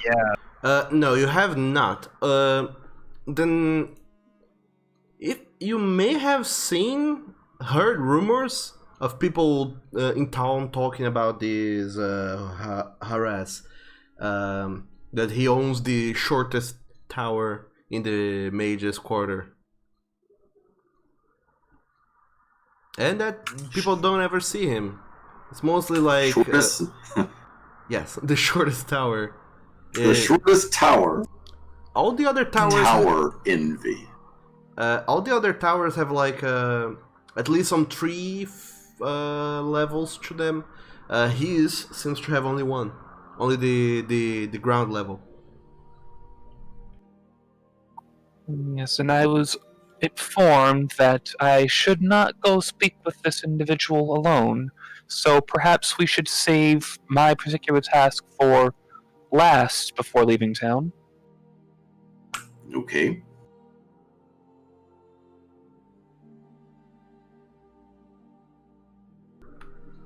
So, Basil, you have the thing you wanted to do, I believe. You said the group was what, camping on the east side or west side? This caravan. Apparently to the western side of town, but not too far from the town. In between here. I'm not going. For now, I'm not going to worry about it. If they're on the west side, then we'll deal with that later. Okay. From what you have heard, they seem to be in between Redemption and the Crossing, which is the bridge that connects this side of the land, the Mythosian colonies and the Mythosian city of Redemption, and is a bridge that crosses the fjord, the Dragon's Pride Fjord, into the other side that is uncharted, unknown territory. So not on the east side where the Owl River is. They are on your Farther. side. Yeah, they are on your side of the river, but a little bit farther, closer to the So that's crossing on the itself. east side of the city. West. Okay. Right, Redemption's reversed. I keep forgetting. Sorry. Actually, if I remember the orientation, this is right. West is still left. Oh no. There's that bridge there, but that's not the crossing. The crossing is the bridge that crosses the actual fjord. This is just crossing the river. Basil, I might be able to help if you want to learn something about these people. I can turn into a squirrel and wander around their camp for an hour. That might be useful.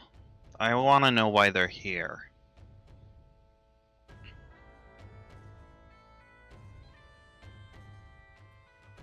It unnerves me that they're in the city.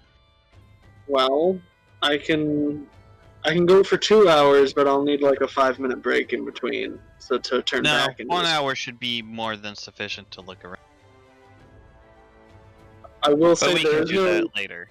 I will say there is no squirrel stat block on D&D, but you can flavor a rat with a climbing speed. So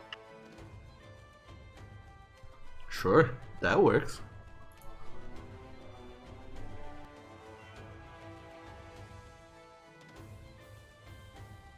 So the crossing is actually this bridge right over here that crosses the fjord into the other side. To the wildlands. Where it would seem to be like most of you guys are headed. So you get the sense that you will be coming across the skull banes on your way. Sounds like a plan. So let's deal with the stuff in town first, then.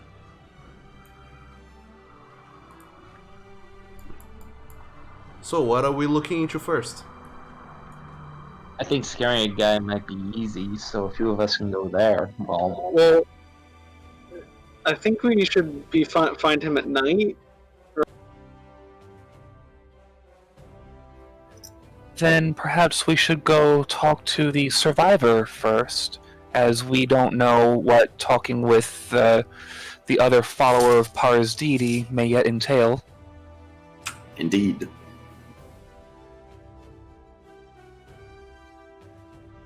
So you're going to see the survivor, and then you're gonna see the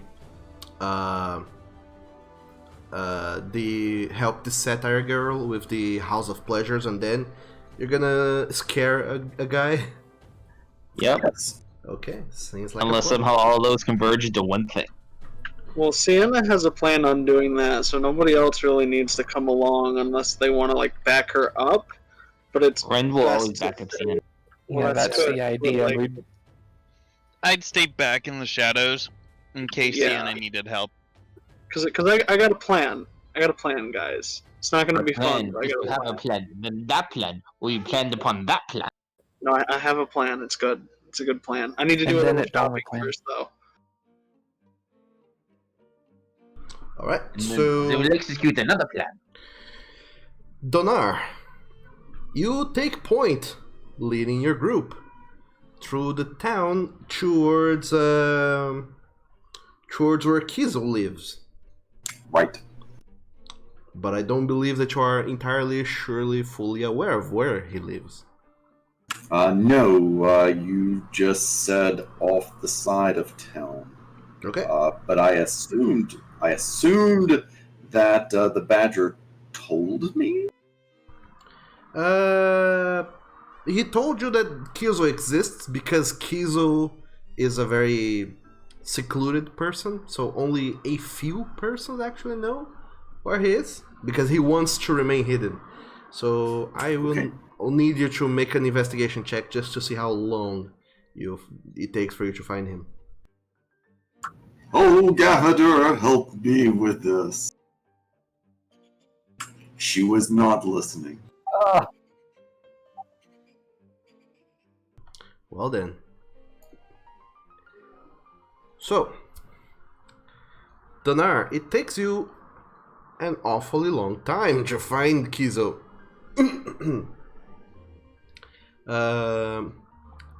You do. This is outside of town, not in town.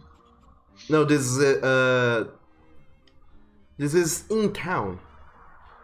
I could have gotten him to the main area pretty quickly, but knowing the specific house probably wouldn't have helped at all. Yeah, you don't know the specific place. So it takes you forever to find him. You go to all sorts of places, asks all sorts of people, and boy, it just takes the biggest portion of the day to find out where he is, to the point where evening starts to set in and you don't have any more daylight anymore. It's nighttime.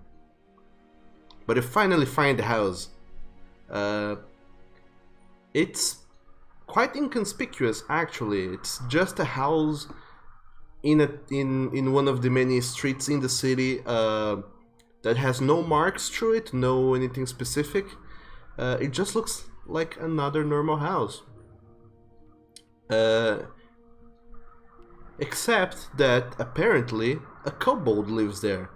But asking around the neighborhood, nobody seems to know that there is a kobold living there. They seem to doubt that there is a kobold living there. But everything else you have found, reports from other people that have seen Kizo and talked to him, interacted with him, led you here some 6 hours later. I'm now imagining him wearing a trench coat or something and skulking about. Probably. With another 3 kobolds. Maybe. Masquerading as Dragonborn. Could you use mirror image to turn 1 kobold into 3 kobolds in a trench coat? No. Yeah, I don't know. I'm just saying if you could maybe flavor it that way.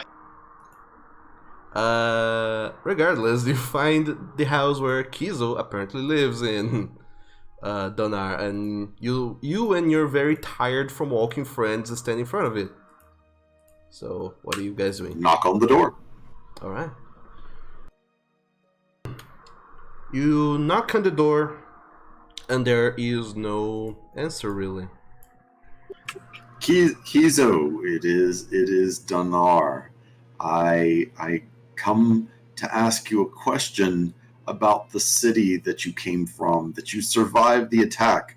I also am a survivor, and I wanted to ask you some questions. I'm gonna look in the windows. Rand, as you start going around to look at the windows, you all hear a creak from the door. The cracks open just the tiniest bit from where you see nothing until you look down and you see this glowing eye in the darkness that is this room, just looking up at you, and it seems to notice you, Donar. Yes, you have. You are. Who are these others? Are you here for me? I'm a survivor too. We were survivors, myself and Kra, and we wanted to ask if you knew who or what destroyed your city.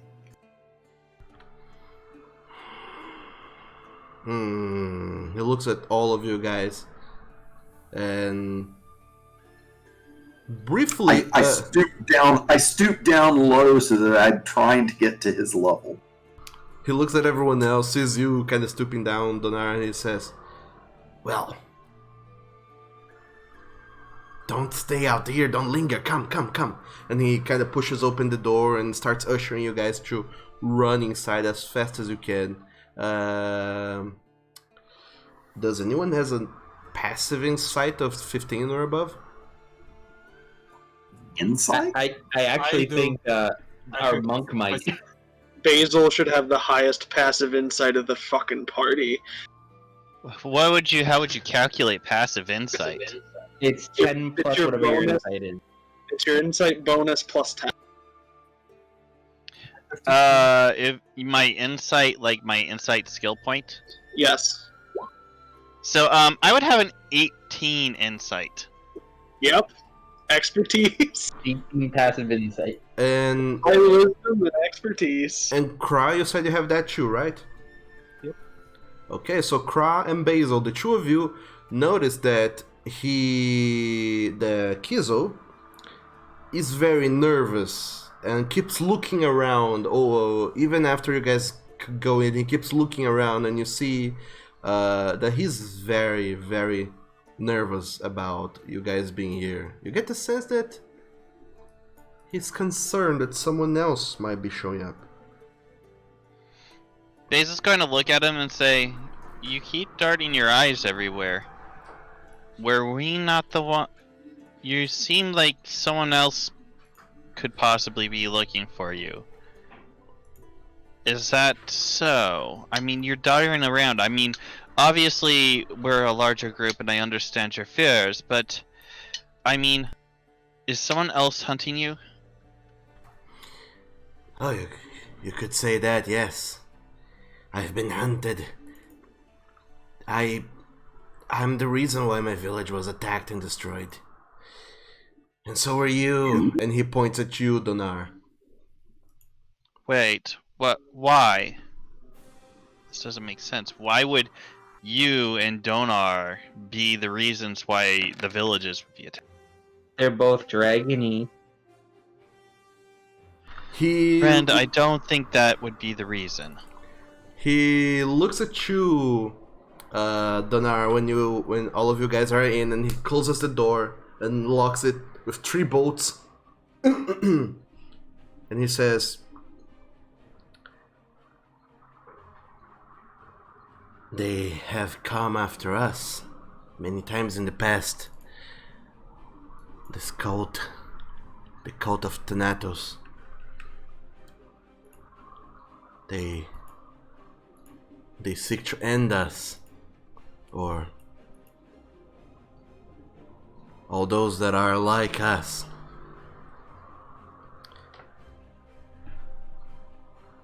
They destroy villages where... Not Tostitos. They seek to destroy villages where blizzardlings have been left. Like myself and you. Blizzardlings? Yes. Wait, what are blizzardlings? Do you perhaps mean those of white origins?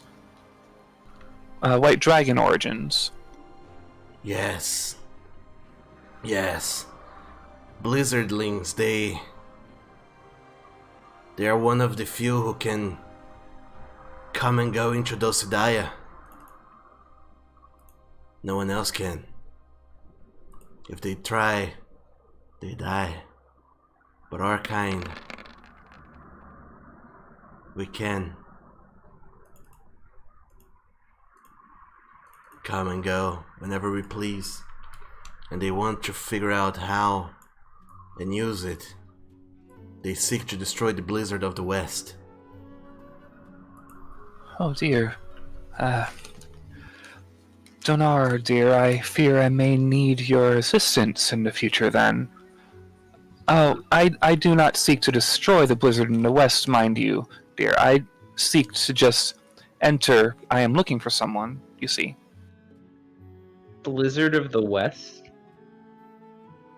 Why are they after a storm?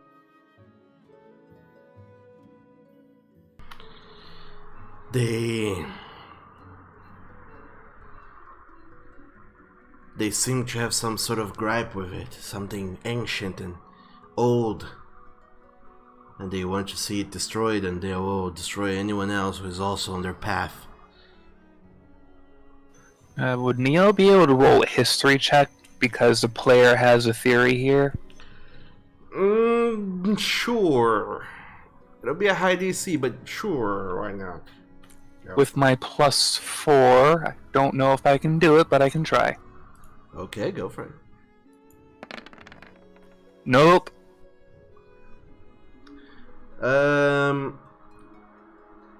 You're not entirely sure what this could even be, Neo. You are as far west as the world goes, as far as anyone knows, and Dosidaya, whatever is in there, this week has been the only time this place has been brought up as many times as it has. So up until now, it was a blotch in the distance of what you know. Jack, Yes? do I have any notes about this in my master's book?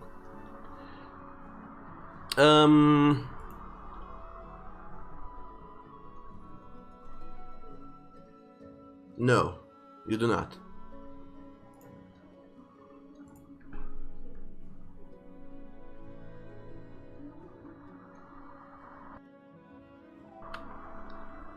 I'm gonna look out the windows near the door. Make a perception check, Rand. It is dark, so you have disadvantage.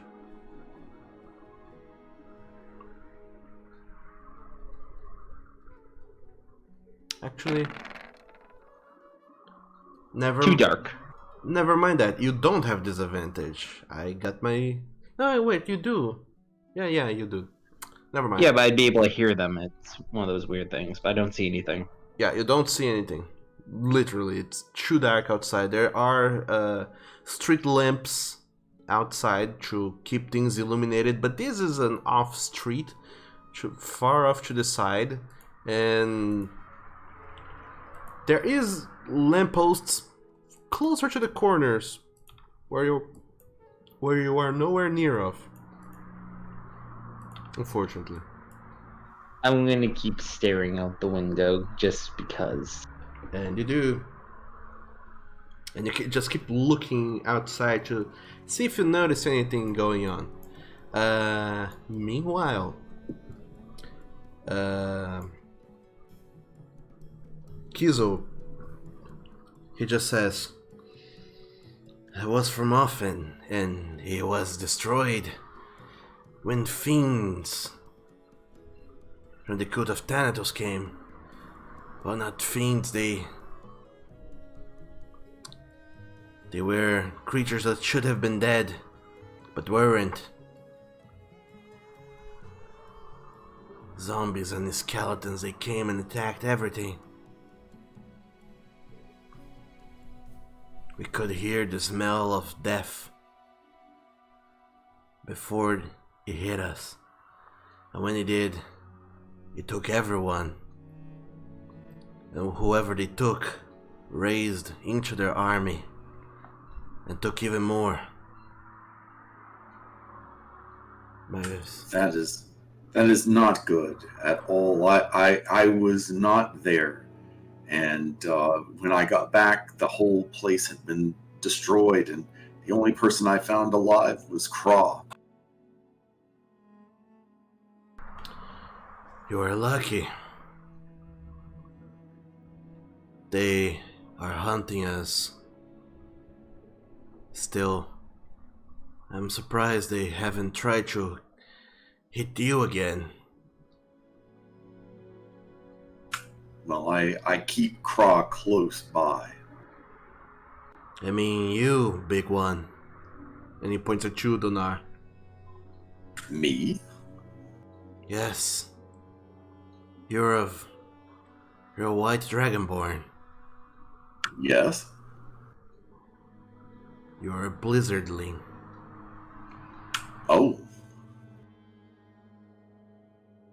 As am I.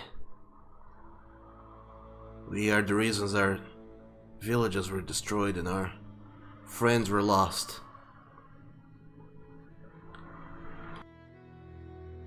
And yet, they keep hunting us. And they will never stop. Well, you have given me a name now, and I know what to look for. And they will suffer when I find them. Speaking of suffer,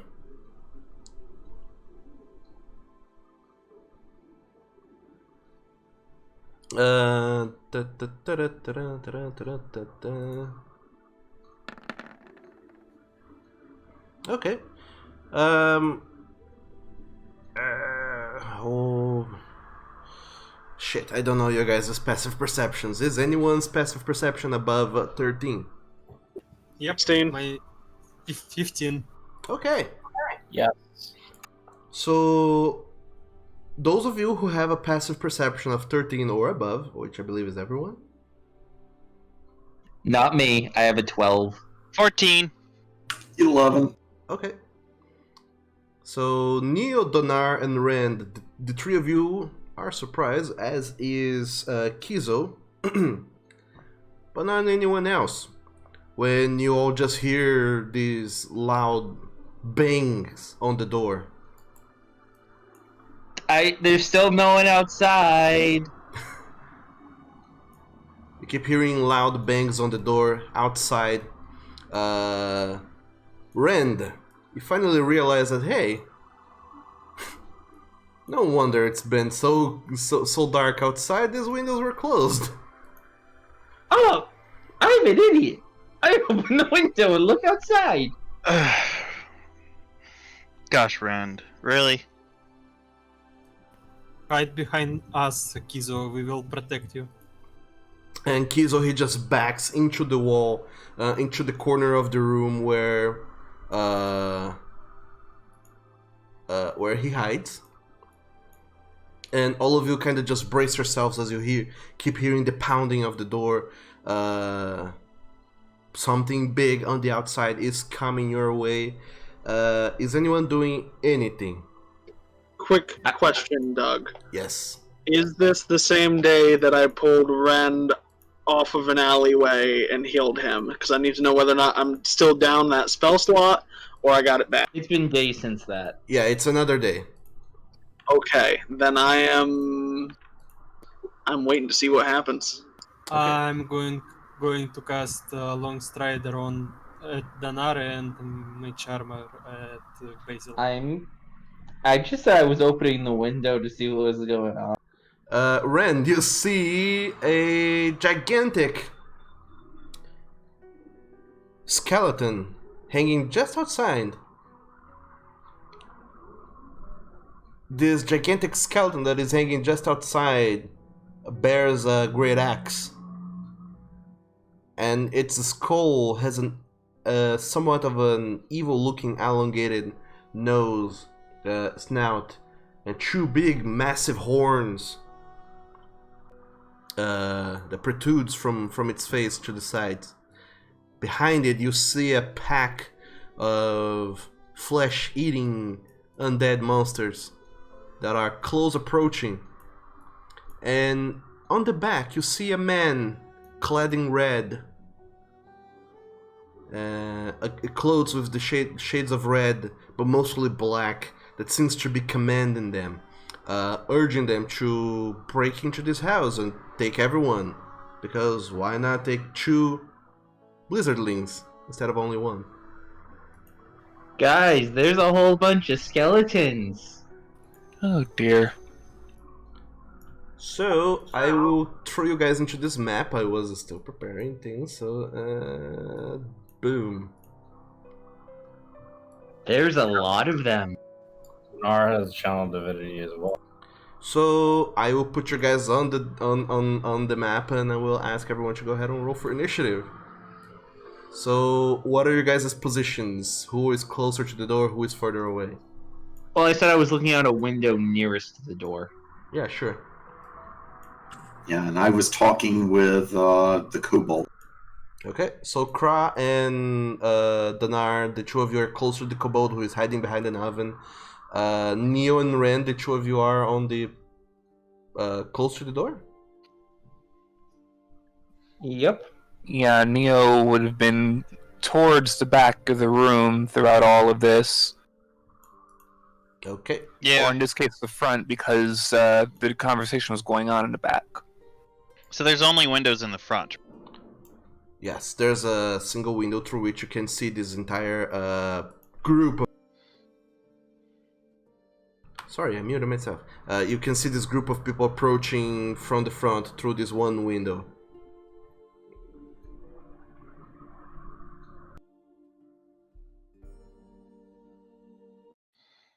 Okay. So, waiting for the initiative track. as you guys prepare yourselves and look at this plethora of enemies that are showing up, I would like everyone to go ahead and roll for initiative. As things are about to get a little bit wonky. Blech. Pretty decent, 16. And Neo is deaf, dumb, and blind. You're still thinking about how wizards just cost so much money. There's just parchment involved in the magical ink and all the gold and blah blah blah blah blah blah.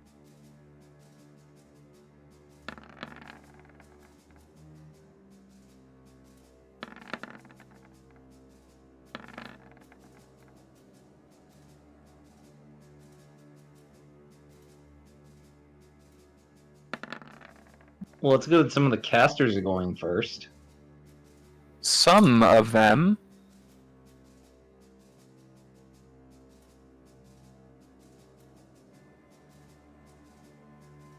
Almost all of them. The only one who isn't is Neo. You don't make Dex a dump stat, man. Yeah, I was gonna ask you today, Bad. I was gonna be like, wait, you have the Draconic Shenanigans. Shouldn't your AC be 13 plus Dex? Oh. It is 13 plus dex, but if you add a negative number, it's lower. I know. It sucks. Yeah, I can't even use mage armor because it's the exact same thing. 13 plus dex. Yeah. Okay, so I forgot to That's roll. why you don't make Dex a dump stat. Yeah. Do not. The only ones who have the reason to make the dump stat are clerics and paladins. And I didn't make it a dump stat. Okay. Kizo goes 12. I forgot to roll initiative for him. So, coming up first is one of the ghouls. Combat actually starts once another great axe is brought down and the door just cracks. And as the door cracks, Rand, you back away from the window because now there's another place through which is much easier to see all these people. The door. So the door cracks.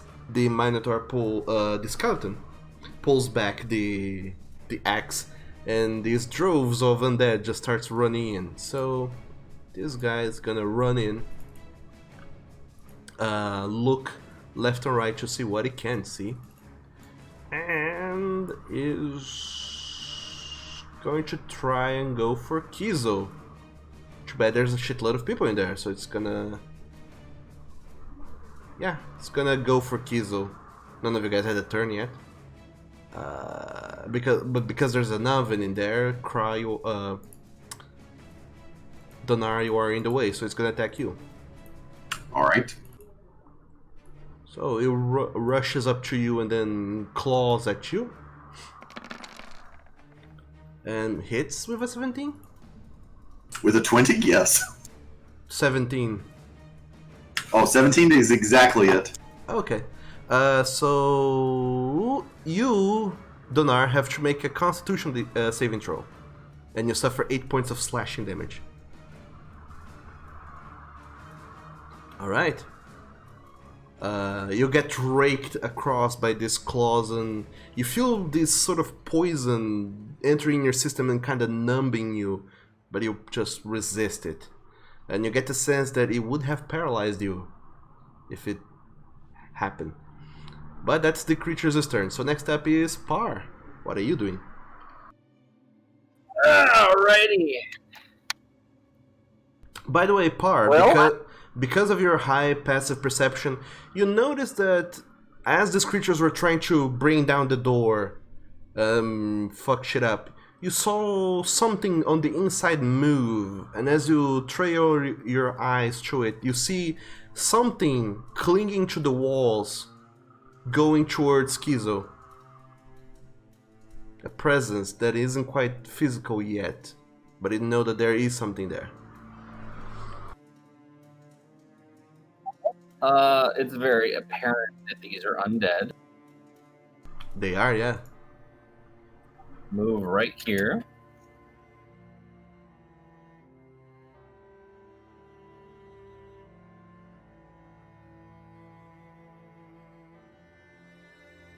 Right there.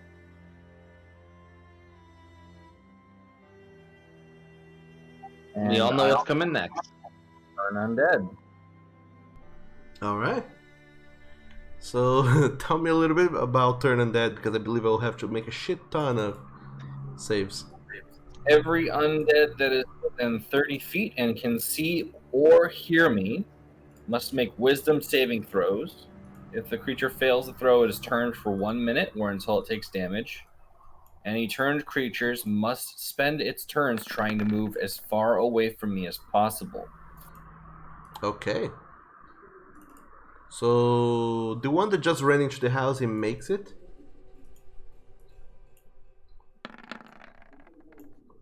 What is your DC, by the way? Spell DC? For your Yeah. Turn Undead, yeah. 13? Alright. Wisdom? It's your spell DC. 13. Okay. Let me fetch their shenanigans. All of them make it except for one.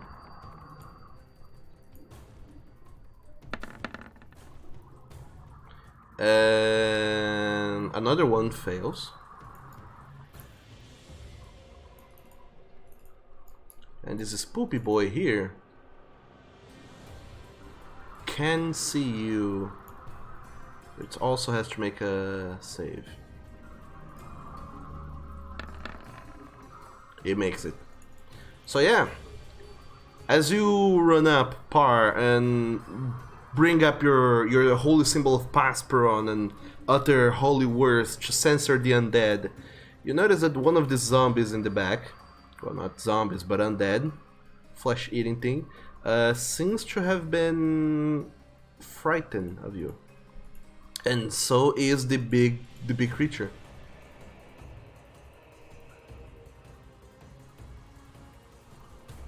Lovely.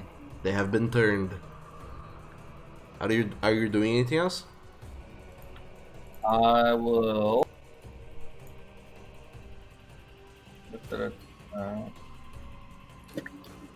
I do not think I have any spells I can use as a bonus action.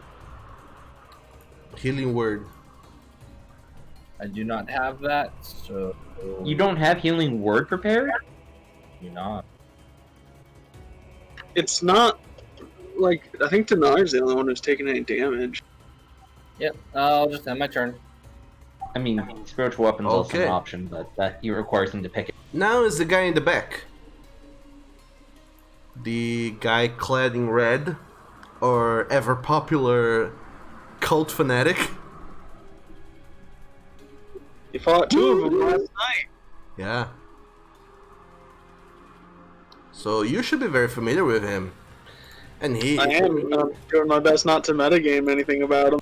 he is familiar with everything else that's going on. He's gonna move over here. As he tries to look at the house from the inside. And when he moves over there, he can just see Kizo hiding there in the back. This is Kizo? Yeah. Yes. Don't mind that. Would he do that actually? Yeah, fuck it, he will. So he will go ahead and conjure up a skull that just looks evil and malign, and it just floats in the air and starts. Oh wow, that is a very distorted skull.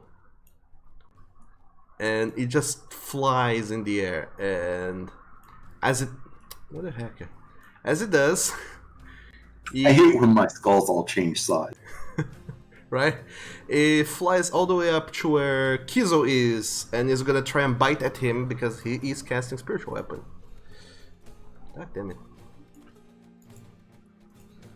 So he makes a spell attack with spiritual weapon against Kizo.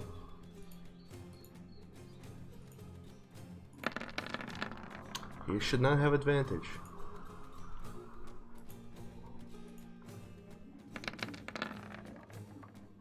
Oh wow, he fails. Yep. No one can ever hit anything with a spiritual weapon. It's amazing.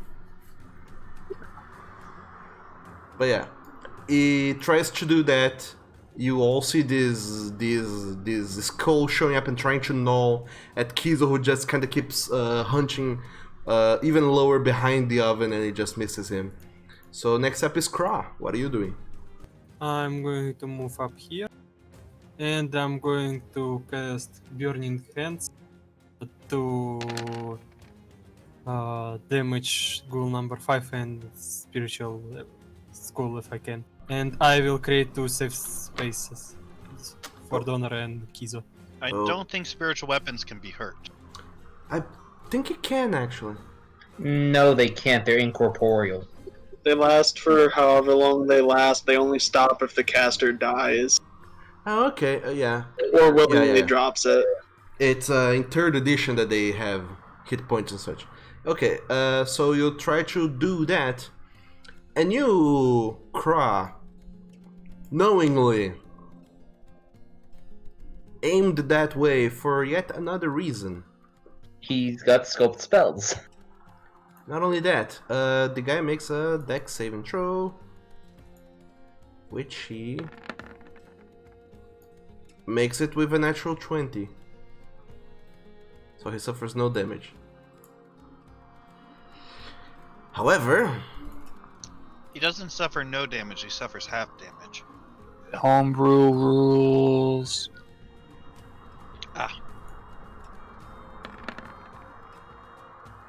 However, the other creature makes it with a 21, but and takes the damage, which is halved because it succeeds and halved again because it's resistant. But at least now you know that this form you saw in the wall, that you had all seen before thanks to your high passive perception, it shows up and you can see this shadow that it becomes, that shudders a little bit and exudes a raspy breath of pain as these flames just burn at it.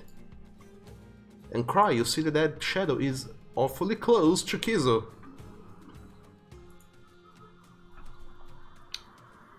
That's all for my turn. Okay. Sienna. Is the shadow any of the undead or the fanatic wearing or carrying anything made of metal? Only the skeleton is carrying a great axe. But, well, I will say that the handle is made of iron because why not? The big fuck off skeleton right in the middle? Yeah, it is also turned. Yeah, so I don't want to. One day you can be sadistic. Well, I was hoping it would be today, but it doesn't seem it will be. I'm sorry. Oh, no, that's fine. Then...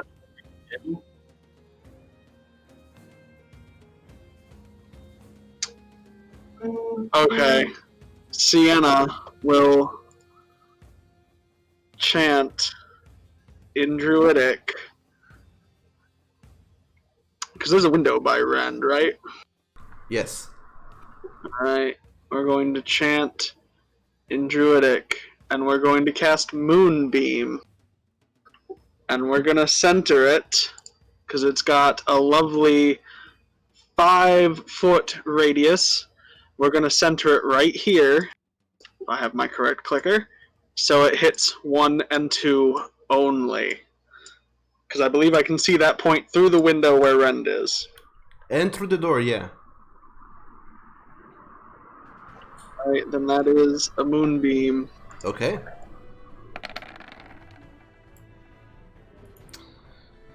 Alright. So, the wording of Moonbeam, because there's some debate on it, 50-foot radius, 40-foot high cylinder. Until the spell ends, dim light fills it. Whenever a creature enters the spell's area for the first time or starts its turn there, it is engulfed in ghostly flames that cause searing pain. Constitution saving throw or 2d10 radiant damage, half as much on a success. Shape changers make them with disadvantage. If it fails, it will revert to its original form. On each of your turns, you can use an action to move the beam. Yeah, I will say that you cause the damage now because they will not have a chance to willingly move away from it until their turn comes, so they will take the damage anyway. So there's no point in going like, oh, but when will they take their damage? It will happen now. I'll have a white circle because that's very moonbeamy. Yep, and it's a 5-foot radius, so it's 10-foot diameter. Is it? 5-foot radius. Ah, okay. So shift it over just a little bit, and boom, right? Alright, both of them fail it, so they suffer 13 radiant damage. And both are bloodied. Sienna is concentrating on her moonbeam, and she will turn to Dinar as a bonus action, and apply to him a Balm of the Summer Court. You heal 3 hit points and 1 temporary hit point.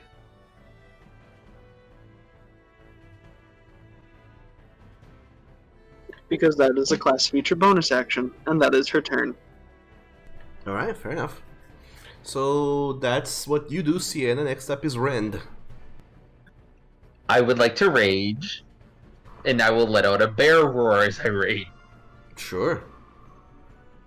And I'll run up to that ghouly thing number 1 through the door. Okay. And I will, I'm going to attack recklessly. Yes, please do it.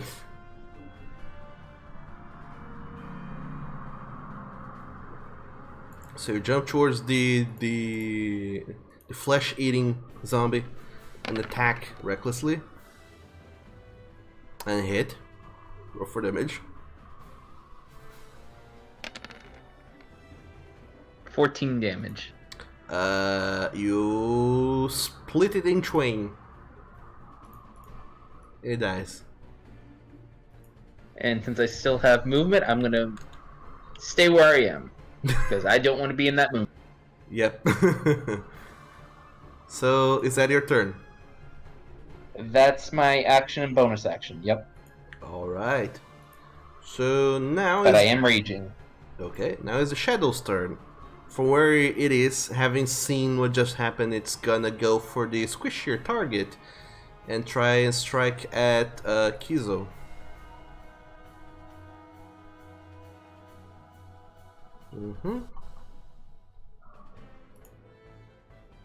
Dinar leers at it. And it misses just barely with a 14. Leering is a free action. Yes. So it tries to, from where it is, it kind of feels like it's linking into the wall, but not quite. And it tries to kind of go for a grab and take hold of Kizo, but he just dodges, runs away from it, and the shadow just watches him, unable to do anything else. So now it's Kizo's turn. He is going to go ahead. Huh. Seeing everything that is going down, Kizo is gonna go ahead and... this is a ranged thing. Yeah, that's a ranged thing. What are you going to be doing, Kizo? Come on, help me. Yep, he will use his action to disengage and run. Good boy. He runs behind the Basil and using the very tiny remainder of his movement, he's gonna open the door and move into the next room and then close the door behind him. And then you don't get to see Kizo anymore, but there he is. And you know where he is, and you don't hear any noises coming from there aside from Kizo himself. So imagine that for now he's safe. So next up is Dinar. Dinar is going to grab his symbol, mutter a prayer to Gaffadur, and invoke the word of radiance around. Alright. So that's every creature that I designate is going to take the damage if it doesn't make its DC. And that's going to be the shadow, the weapon if it can, and the ghoul in front of me. Mm-hmm. The weapon cannot. Yep. But he doesn't know that until now. Yeah. Now he knows. The shadow resists, so it suffers half? No damage. See, I've got the little no damage there if you make... Oh, okay. The ghoul fails and suffers 6 points of radiant damage.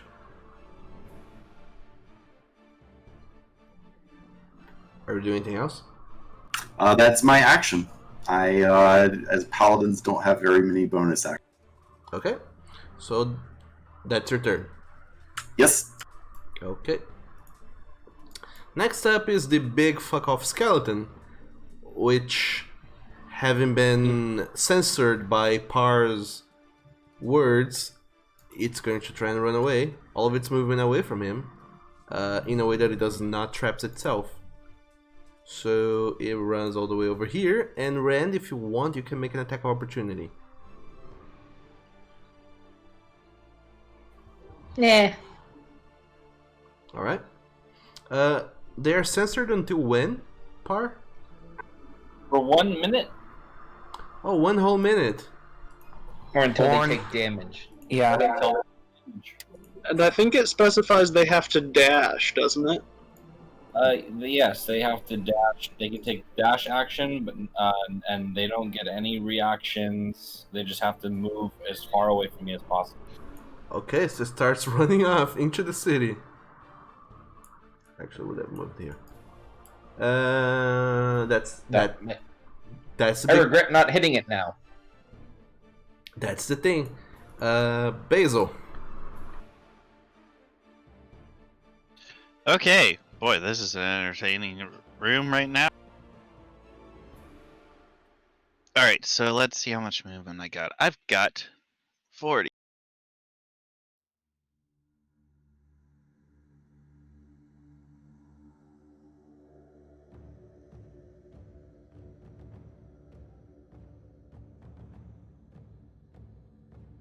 Yeah, okay. So I'm going to move up, move past Par, head up this way, and jump up right here. And then I'm going to see this cultist guy, Yeah. and I am just going to take a whack at him with my quarterstaff. Okay. Oh boy, I completely forgot he was there.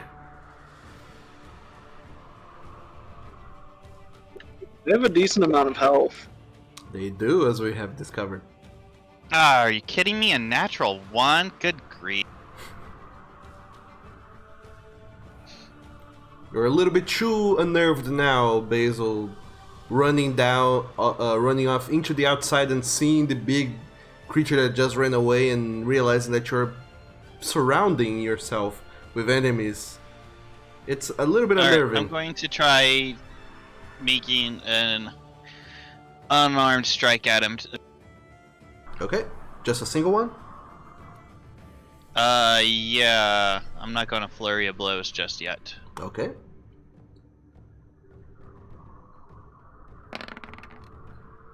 Ten. Wow, my rolls for my first round are terrible. Alright.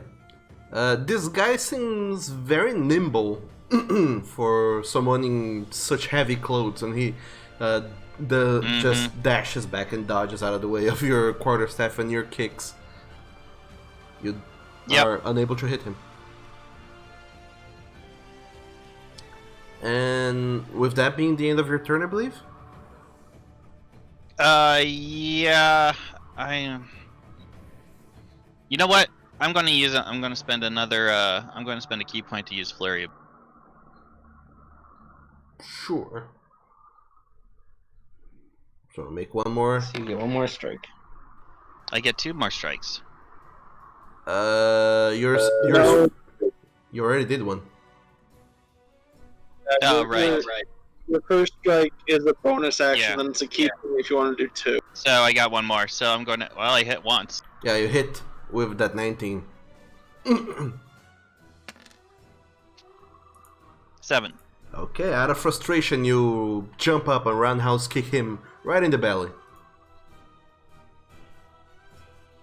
Do some decent amount of damage. But he's still up.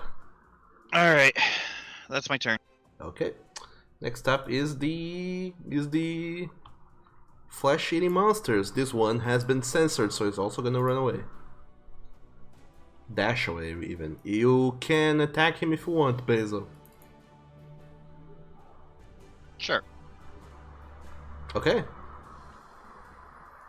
So make an attack of opportunity with either your quarterstaff or your punches. 20. That hits. Roll for damage. Ah, my rolls are terrible today. I'm sorry. So as it starts to run away, it moves only 1 square before you whack it in the back of the head. And as it suffers damage, something just snaps into its undead consciousness, and it turns back and sneers at you. So that's its turn. Next up is number 3, and then it's gonna be number 2. So number 3, from where it is, it's gonna attack you, Basil. Alright, let's do this. It will claw at you. Oh, I have 18 AC, it will never hit. Yep, it misses. And that's its turn. Next up is the other that took damage from the moonbeam. Because it starts its turn in the spell, it takes damage again. Mm,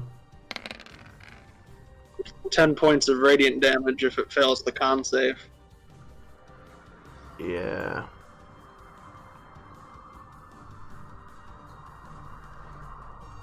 First time on a turn, or if it starts its turn there. Yeah. Well, my idea was that the damage from the previous one, I already threw it in there before it came to its turn. Okay, if that's how you want to rule it, then. Yeah. Just so I don't know, if someone comes and punches it, they can kill it like Gran did. Instead of killing it before their turn comes up and you get to kill them with a moonlight. Or might not, because someone else already came and killed the thing. Okay. So Yeah, I think Sage Advice describes it as you are doing the action of casting the spell so that by the time it actually does start its turn there, the spell is just hitting it. yeah. The other ghoul is gonna run behind you, Basil, and claw at you, flanking you. And he misses with a 13.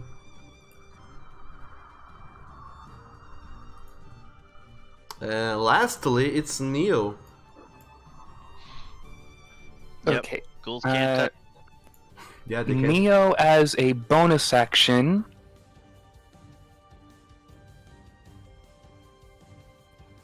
is going to suddenly, instead of a quarterstaff, have that. And for flavor, I'll say he transforms his quarterstaff into this blade of blue flame, pretty much.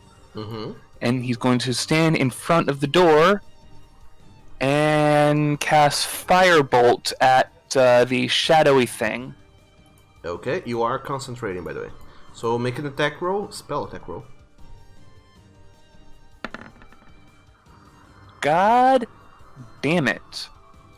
It goes wide and hits the wall and fizzes as it does. It's because I rolled that natural 20 pre-game. I'm cursed. It is. It totally is. Is that your turn? Yeah, I'm just standing in front of the door. Okay. So that is the end of your turn. Next turn comes up, and this creature here, this ghoul, looks at you, Kra, seeing as you hit it with burning hands, and is gonna strike back at you, just like the Empire. And it's gonna be a 21 to hit. It hits. So Kra, make He's a a leaf on the wind. Constitution saving throw.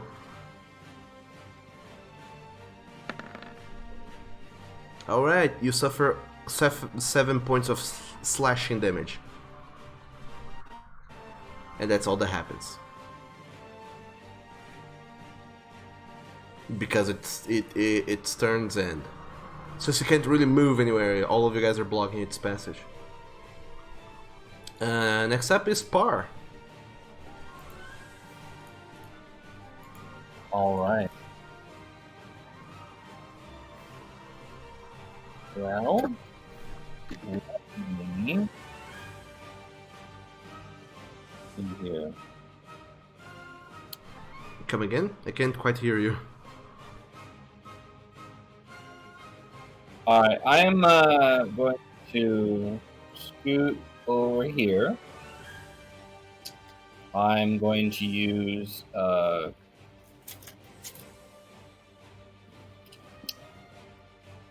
why don't I use Bless? I'm gonna cast Bless at second level. Okay. So go ahead, utter a prayer of Pasperons and bless 4 allies. We will do Craw, Basil,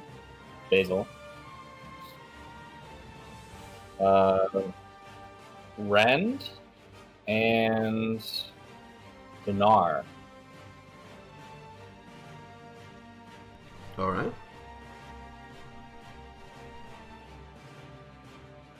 That's my turn. You're Okay. hashtag blessed. Hashtag bless. I have a. I don't know that Rand needs blessing, but sure. So now that your turn is over, is the fanatic, this worshipper of Thanatos. Well, at least you imagine it's them attacking you, 2 blizzardlings. It's gonna go ahead from where it is, seeing the way things are going. Is he going to run? You've already burned your reaction, remember? I know, but it doesn't mean that I'm not going to give chase. Yeah. He's pondering about which thing would be more interesting to do. Cause Basil, you're just ridiculous. You have an amazingly high AC, and you're a wise boy. Trying to hold person you is futile. He's not proficient yet, Doug. Oh, Not yet. but he has a plus whatever. So he's gonna actually try and hold Rend. No, will he? I mean, I only have I just have, an 18 wisdom, so I have a +4 modifier to it. Yeah, fuck it. He's gonna bet on the dice, and he's gonna try bring his hands together. They start glowing with negative energy, and he tries to unload all this negative energy at you, Basil.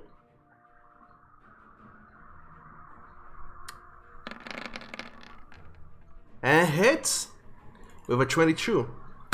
He was lucky. As he inflicts wounds, and you suffer 11 points of necrotic damage. I tried so hard to inflict wounds, you guys, last night. Yeah. I mean, it rolled ridiculously high. That's the... Oh wow, it rolled a 19. Okay. So yeah, he inflicts wounds at you, Basil, and then runs. He doesn't run straight up, but he kind of builds some distance between everyone. Kind of goes here, so he still has sight. He just goes across the street. You shouldn't have done that.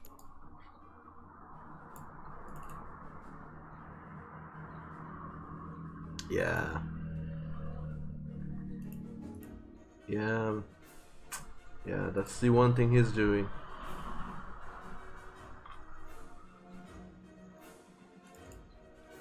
Maybe foolishly, but yeah, that's the one thing he's doing. Craw, you're up. I'm going to cast Burning Hands again. Okay.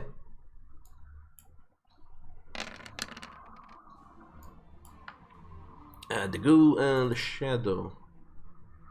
That's a dex save. The shadow fails. The goo fails. That's 12 points of fire damage, which is halved because the shadow is resistant to it. But it is bloodied. The goo, however, takes the whole 12 and is bloodied. Are you doing anything else? Nope. Okay, that's your turn. Sienna.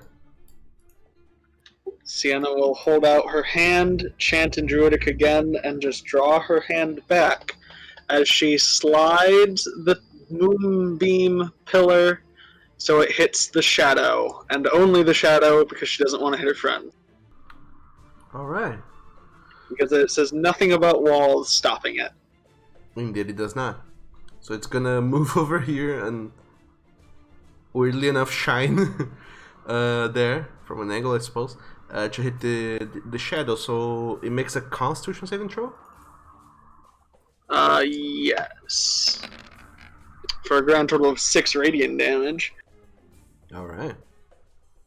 Half as much on a success. It fails its saving throw, takes 6, doubled because it's vulnerable, and dies. Yes. Oh, look at that! Completely forgot there was a little skull there. The spiritual weapon from the cultist. Yep. Bonus action, I'm going to Balm of the Summer Court on Kra. Okay. So Kra, you receive 4 hit points and 1 temporary hit point.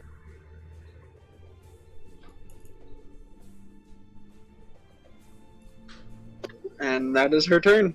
Okay. Just because I completely forgot about this, the flying skull that is the spiritual weapon, from where it is, it will attack Donar.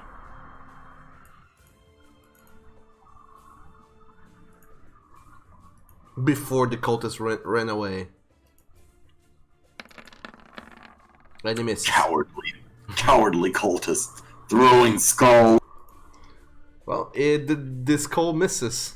It is also being censored, I imagine, with an 8. So that's Sienna's turn. Rand, you're up. Okay, I know my move. It's gonna move. I'm gonna move about here. Let me just double check range. And I'm gonna chuck a javelin at the guy running away because Rend is still giving him a chance to attack, but he didn't attack, so he's just pissed. Okay. Running over there from where you were, you're gonna take 2 attacks of opportunity from the ghouls. The path I took, I only took 1 from number 2. Oh yeah. Okay. Fair enough. So number 2 is gonna attack at you with its claws. Hits with a 21. So Rand, you suffer 9 points of slashing damage and make a Constitution saving throw. Reduced by half, so with 4. 4 and a Con saving throw.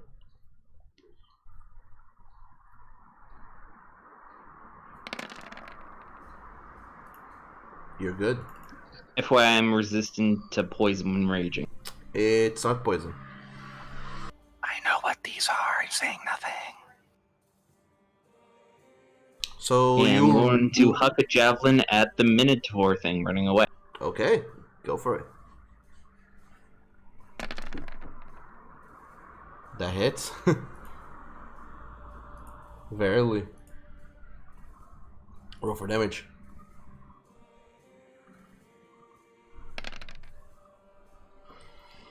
He takes 7 damage. We agreed that rage damage was on melee attacks. No, I thought we rage No, for any. it's a melee weapon attack.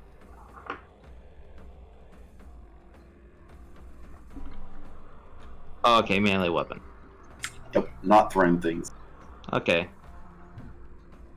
Still, it suffers 5 points of piercing damage.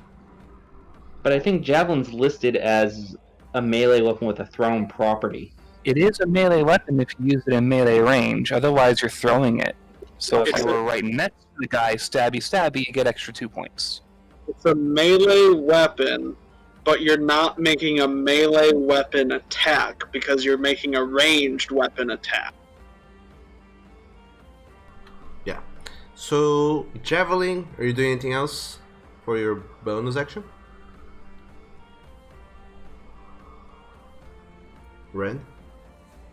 I can't do anything with my bonus action other than rage, and I've already attacked and gotten hit, so. Okay. So, next up is the shadow. Oh, it's dead. Who is dead? Never mind. Kizo, from his room, he just hear shuddering and arcane chantings. It seems like he's trying to cast some sort of spell to protect himself. Neo, you recognize some words that seems to be some sort of abjuration spells. You imagine that he's casting mage armor or some shenanigans like that. Donar. Dinar is going to hit the, strike at the ghoul that is in front of. Okay. You have a +2. Because Well, that's 10 plus 2 is 12. which just hits. It's their AC. Excellent. Let's throw a smite into this. It is undead. Alright. So 10 points of damage plus. I'll be nice and I will say that 10 points of damage is enough to kill it. Okay, then no smite. Yeah. It had 7 hit points. It folds into the ground as you crack at it. It's dead. Alright, then I'm going to move. 5, 10, 15, 20. And get up here ready to help Basil. Alright.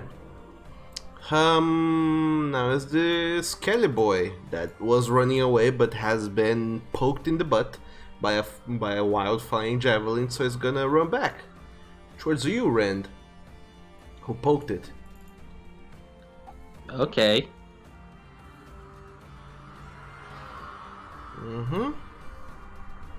So it's gonna run at you. I believe it has enough. Yeah, it has enough movement to do that. And then it's gonna strike with a weapon attack. Where is it?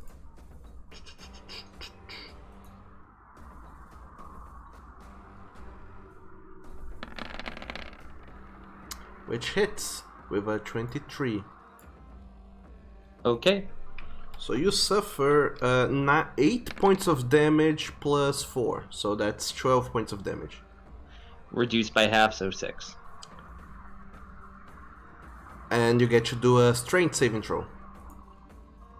With advantage because I you're make raging. those at advantage because I am raging.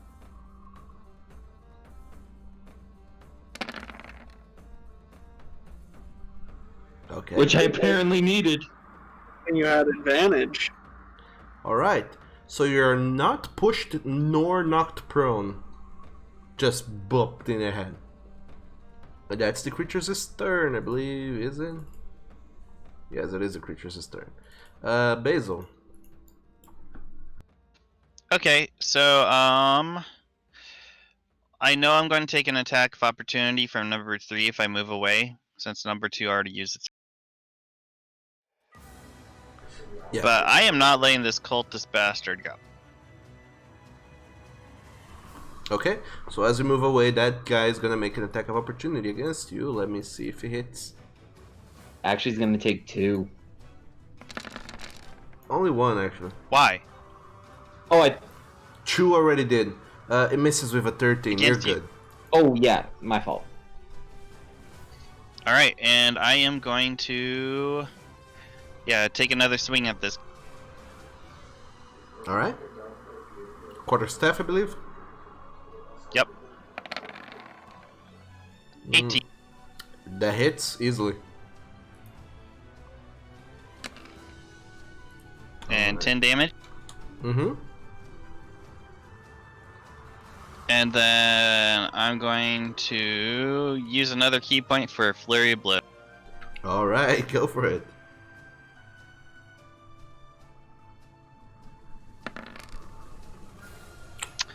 That's That yeah, hits. 22.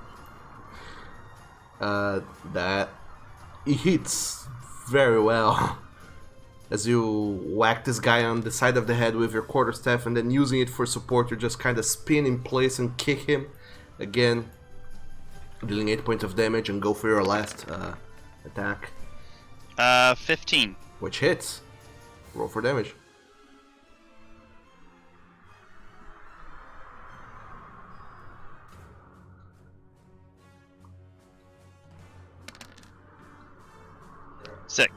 and you come down with a last strong whooping punch into this guy's face. Once again, cracking more noses as he suffers 6 points of bludgeoning damage and is bloodied. Not so much blooded. Like he was blooded after your second attack. Now he's even worse.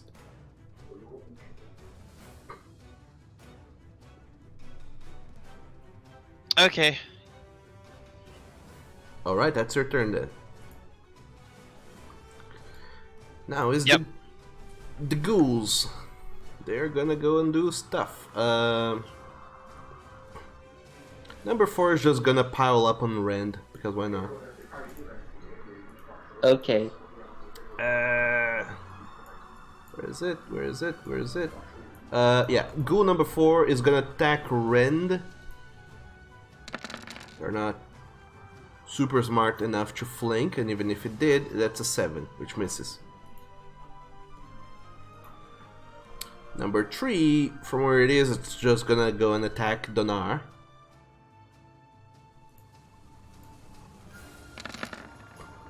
That hits with a 19. It does. So Donar, make a Constitution saving throw, and you take 7 points of damage. 7 points, so 1 temporary hit point and 6 regular. Exactly, and you are good. You make your save. Now, ghoul number 2, from where it is, it's gonna give chase and flank you, Basil, and try to strike at you with its claw attack. Okay. And it misses with a 16. Yep. And that is their turns. Next, finally, is Neo. Okay. Is the door behind me locked? No, it is not. You didn't hear it being locked. You just heard it being closed. Because many spells need line of sight. Okay. I'm going to step inside that room. Okay. So as you push open the door, you kind of push aside poor Kizo, who was kind of hiding against the door, and he's kind of pushed to the side. And then you take a step into the room. Apologies, dear. I'm just trying to see what's going on outside. Are there any windows in this room? There's one window to the south, yes. It's closed. So closed window. I can't see through it at all? Not in its current state, no. Would it take my action to open the window? No, it would be an object interaction. It's not locked or anything. Okay, I'll stand by the bed. I will open the window, see all this nonsense going on outside, and I think Basil may be the one needing the most help at the moment. I'm going to hurl a firebolt at the cultist. Alright. Go for it.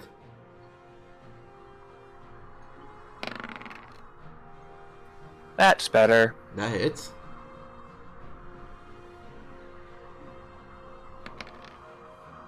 For almost max damage, too. Mm-hmm. So you hurl a firebolt more upwards, and it makes an arc above the skeleton.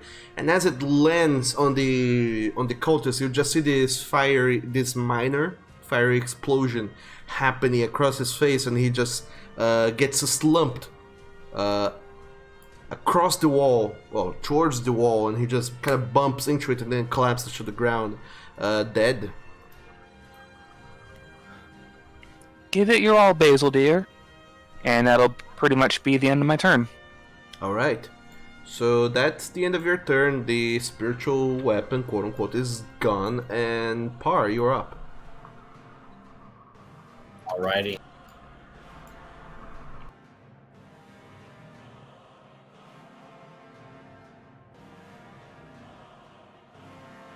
Alright.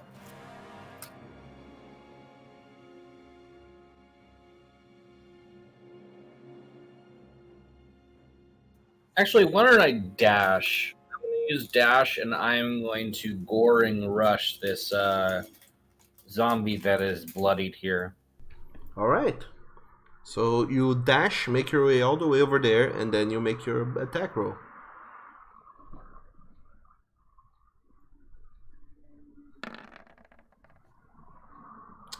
And with an 11, you miss. Alright. That's it. Okay, Kra. You are no longer in danger, immediate danger, but everyone else is, so what are you doing? I'm going to cast Snilac Snowball Swarm. I'm going to cast it.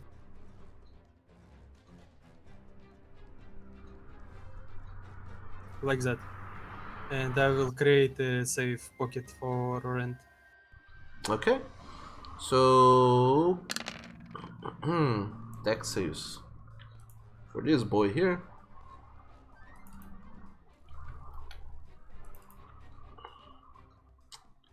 That's it. Makes a Dex. Fails with a natural 1. It suffers double damage. Actually maxed out damage. Which is... 18. Yep. 18 cold damage. Yep.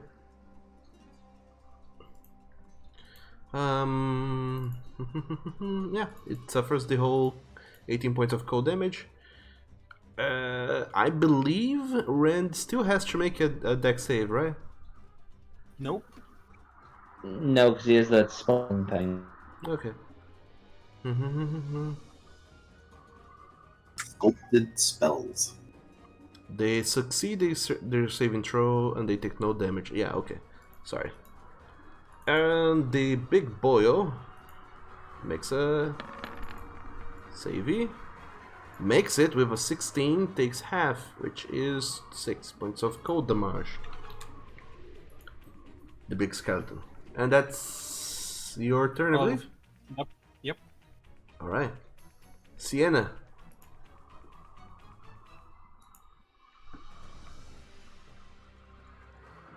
Yes. So I am going to run out of the room like that. And I'm going to first bonus action Balm of the Summer Court to Basil. Okay. So Basil heals 4 hit points and 1 temporary hit point. Because I'm now out of those.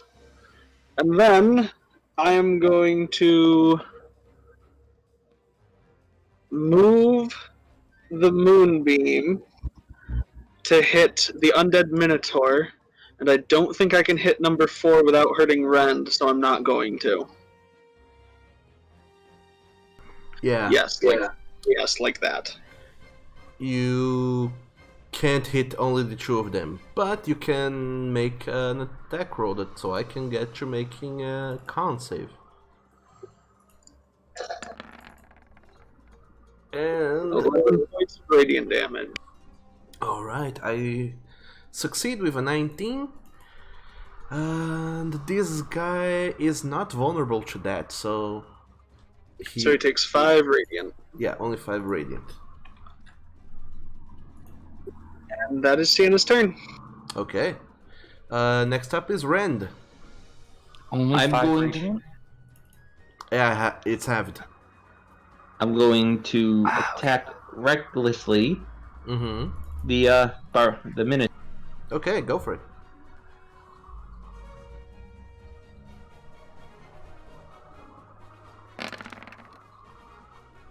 That hits with a 20.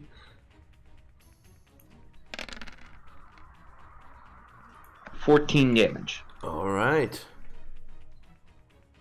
It And now shudders. attack rolls have advantage against me. Awesome. Okay, that's the end of your turn. The Kizo as he's over there, he just seems to hide a little bit better now under the bed, since we're there, Neo, and he just kind of hides. Next up is Donar. Dinar is going to strike at this ghoul with his longsword. Okay. That hits. 15. And I'm going to throw a smite into that.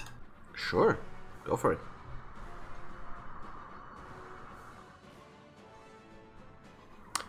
All right.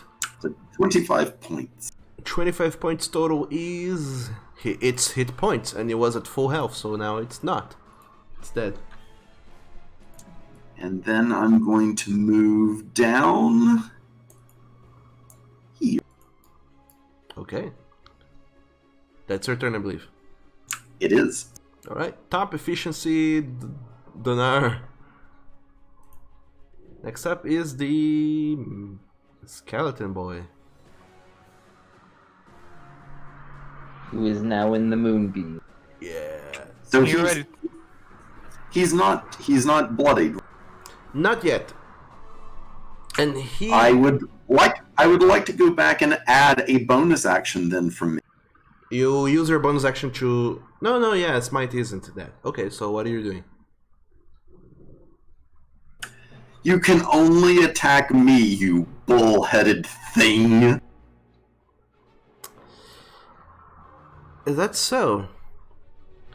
Of you, 10 feet of you, he is. Wait, is that so? Yes. As a bonus action, you can utter a vow of enmity against a creature with the assailant 10 feet using your channel divinity. You gain advantage on attack rolls against the creature for 1 minute or until it drops to 0 hit points or falls unconscious. Yeah, it does not need to attack you necessarily. Yes. Yeah, but he can still say those words. Oh, okay, that's flavor word. I thought it was a spell effect or something. Yeah. No, it's gonna move.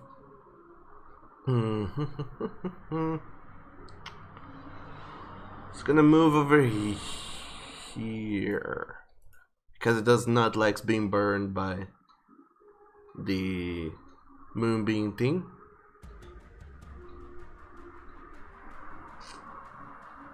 And yeah, it's gonna attack.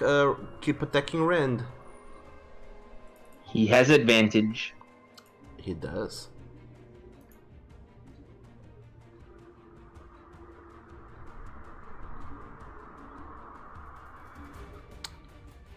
Roll 20. Are you rolling?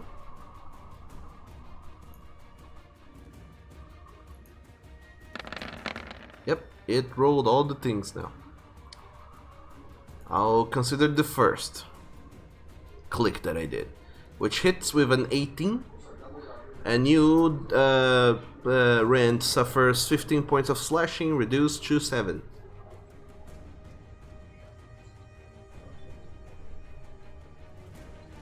Okay. And it's his turn. Next I don't up, have to make a saving throw. nope. Next up is Basil. I know there's a big guy right next to me, but I'm going to try to take out the ghoul that's number 2. Okay, go for it.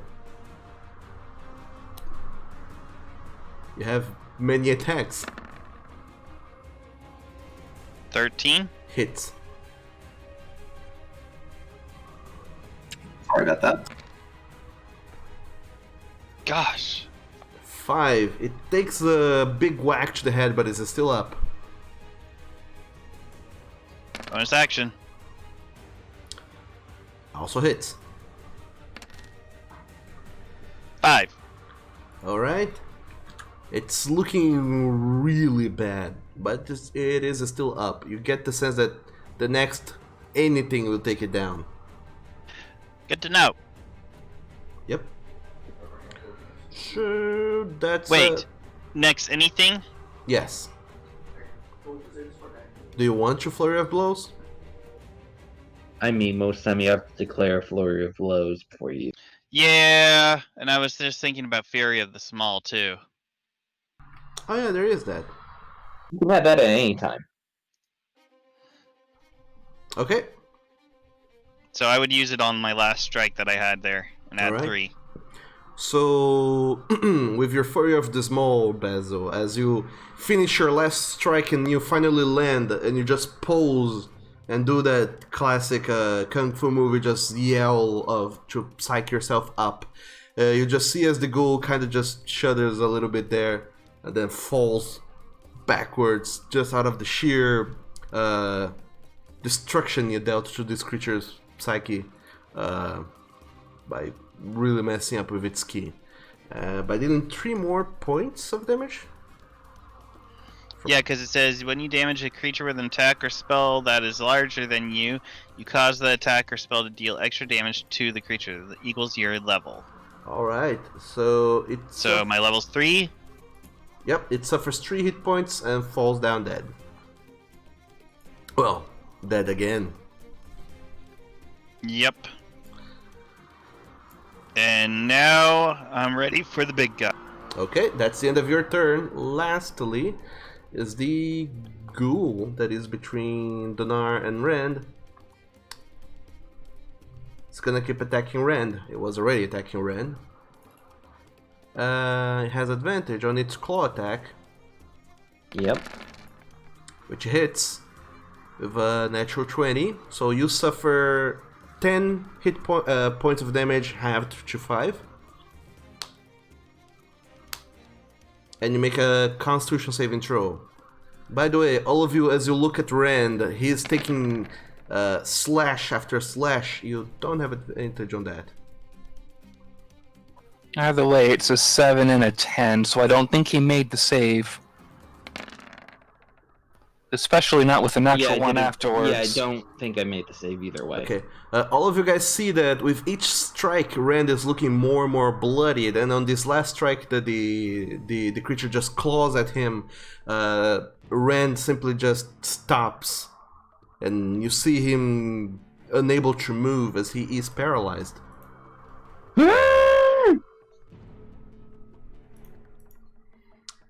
And that's the creature's turn. Next up, Neo. Okay. Seeing that Dinar is in a bit of a bind now, Neo is going to drop concentration on his Shadow Blade, transforming it back into a regular quarterstaff. And then he is going to cast a spell on Dinar.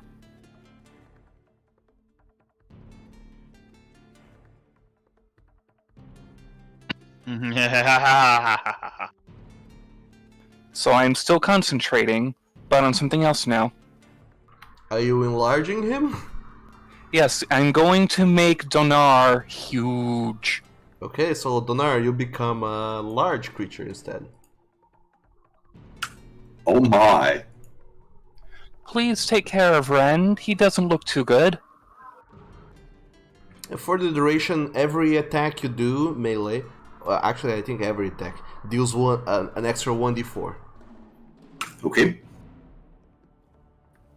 And that's pretty much all I can do because Shadow Blade is my only bonus action spell. Okay, so that's Neo's turn. Well, next up is Par.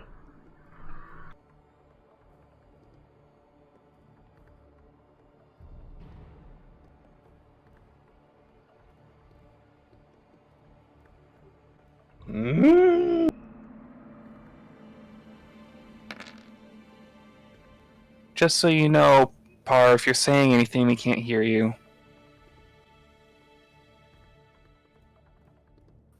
Never mind, you have a good reason to not say anything.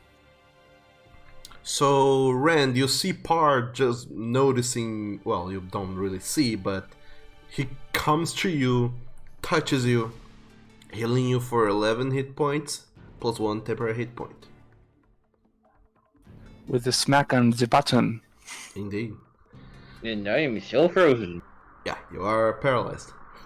So that's Par's turn, I believe.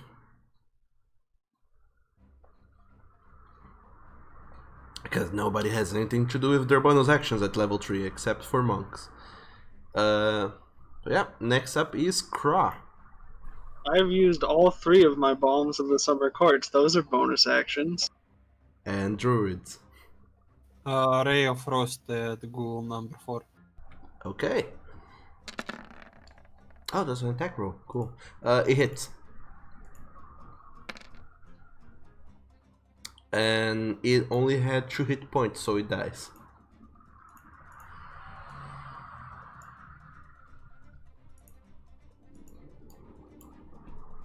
That's all.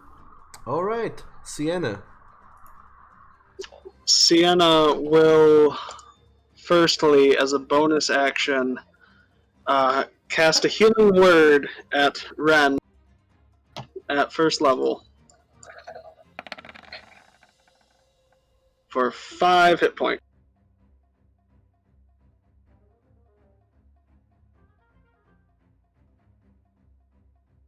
And then, as an action, she will take the moonbeam, chanting in Druidic, move her hand down, and it will slide down to encompass the entirety of the Minotaur.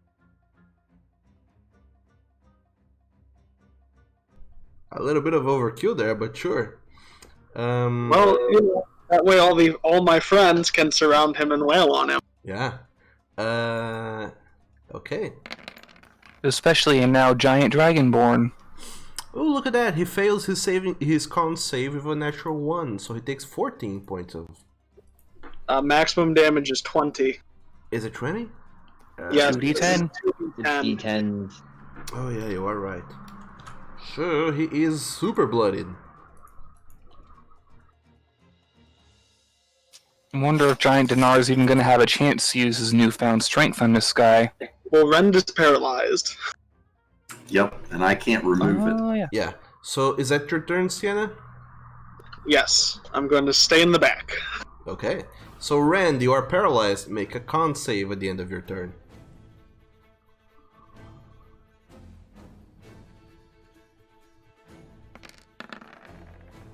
You are no longer paralyzed, but that is the end of your turn. Kizo does nothing, and now it's Donar.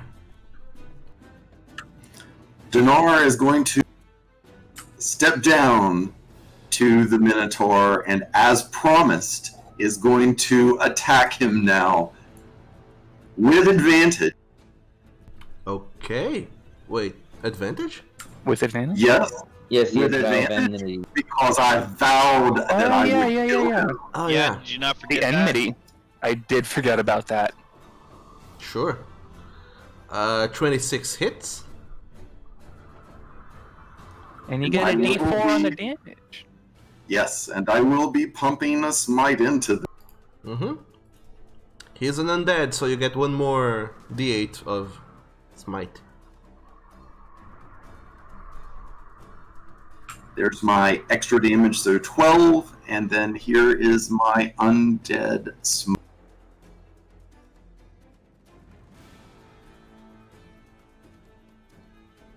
$22 damage. Alright, it had 20 hit points, so it In dies. 2 turns, this monster's taken 42 points of damage. Yeah, it's scary. So yeah, Donar, as you just smash down at it with your long sword, uttering words of Gaffador to banish and smite down this undead foul demon, it bursts into pieces, collapsing on the ground, fully and entirely. And as it does, all of you guys look around, and you see that in the distance, people are starting to poke their heads out of their windows and door frames to see what the hell is going on. Why is all this commotion? What is all this commotion that is happening? But you don't hear any more enemies, attackers, or cultists. It seems like you are in the clear.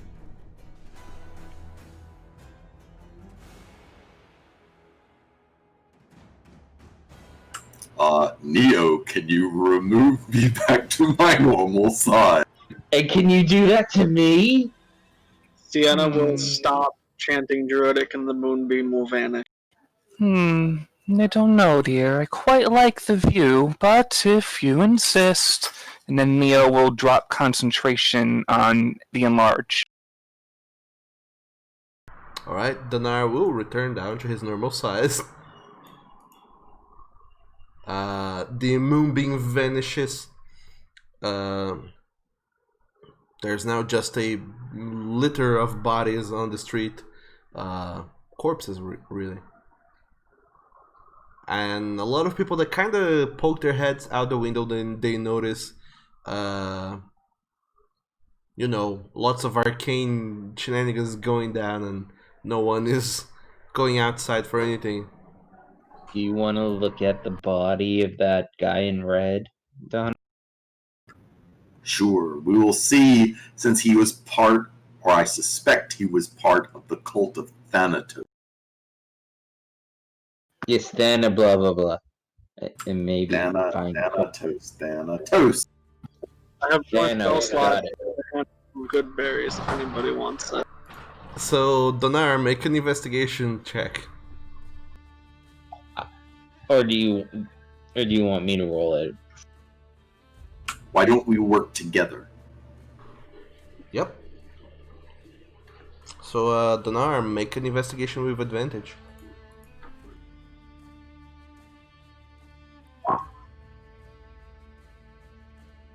My investigation's higher.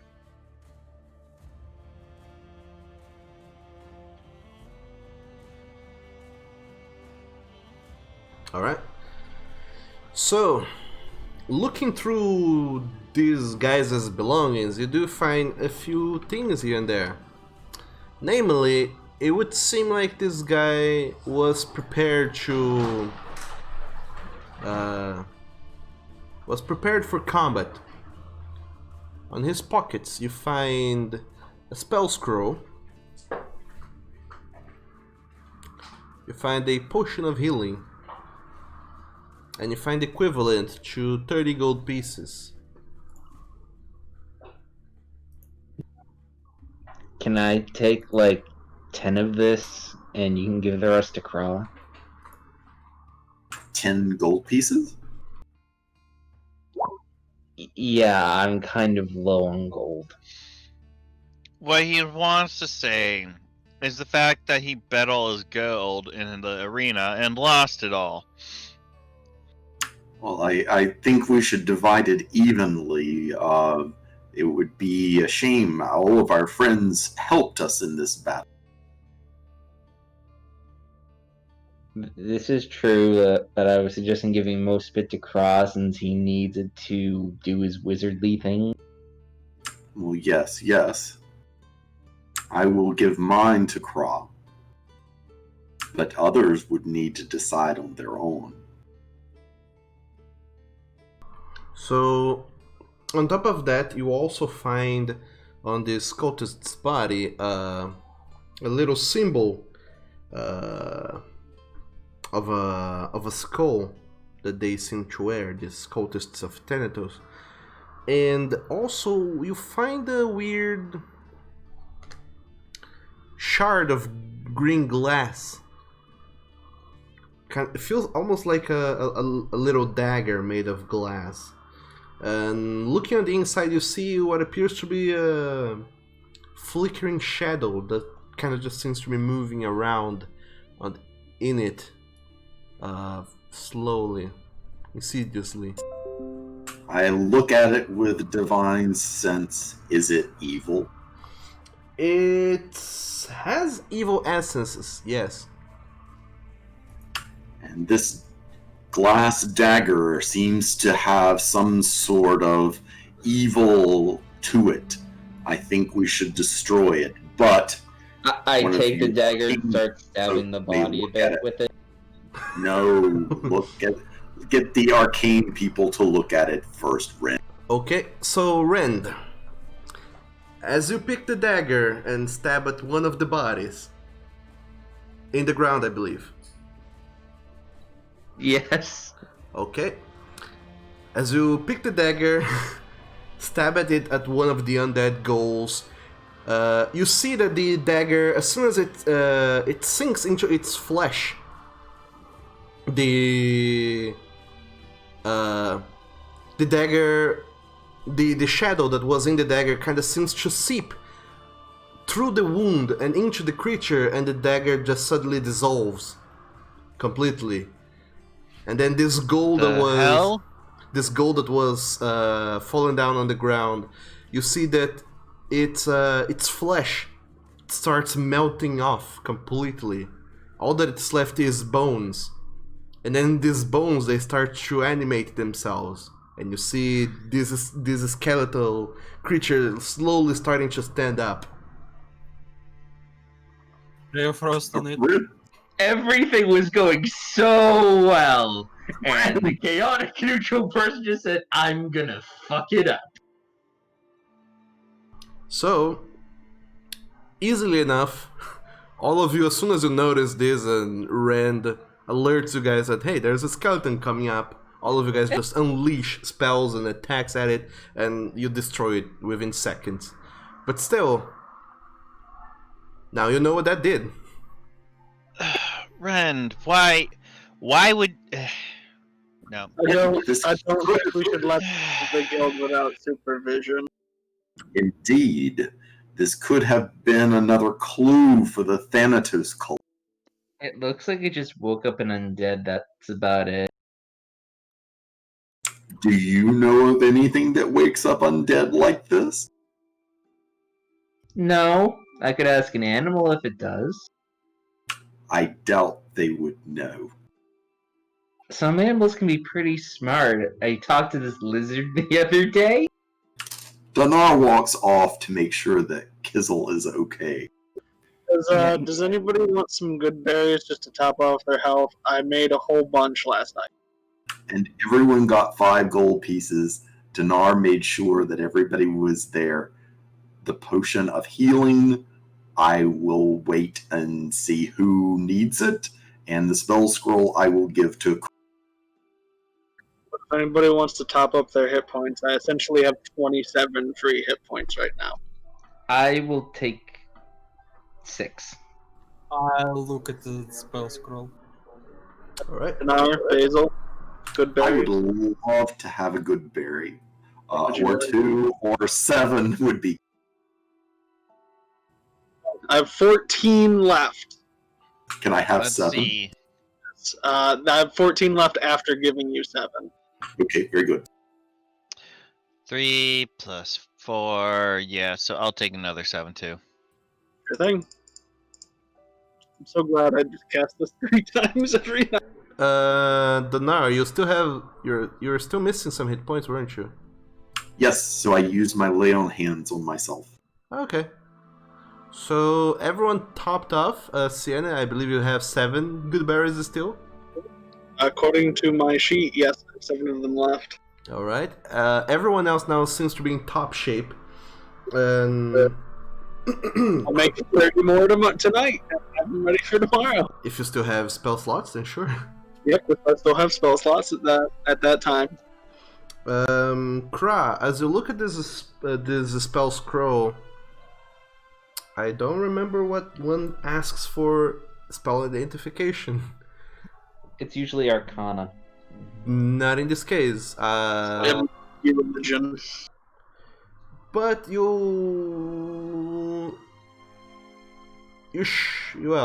look at this spell, Kra, at this spell scroll, and with the help of your friends and your arcane knowledge, you find out that this is a spell scroll of Guiding Bolt.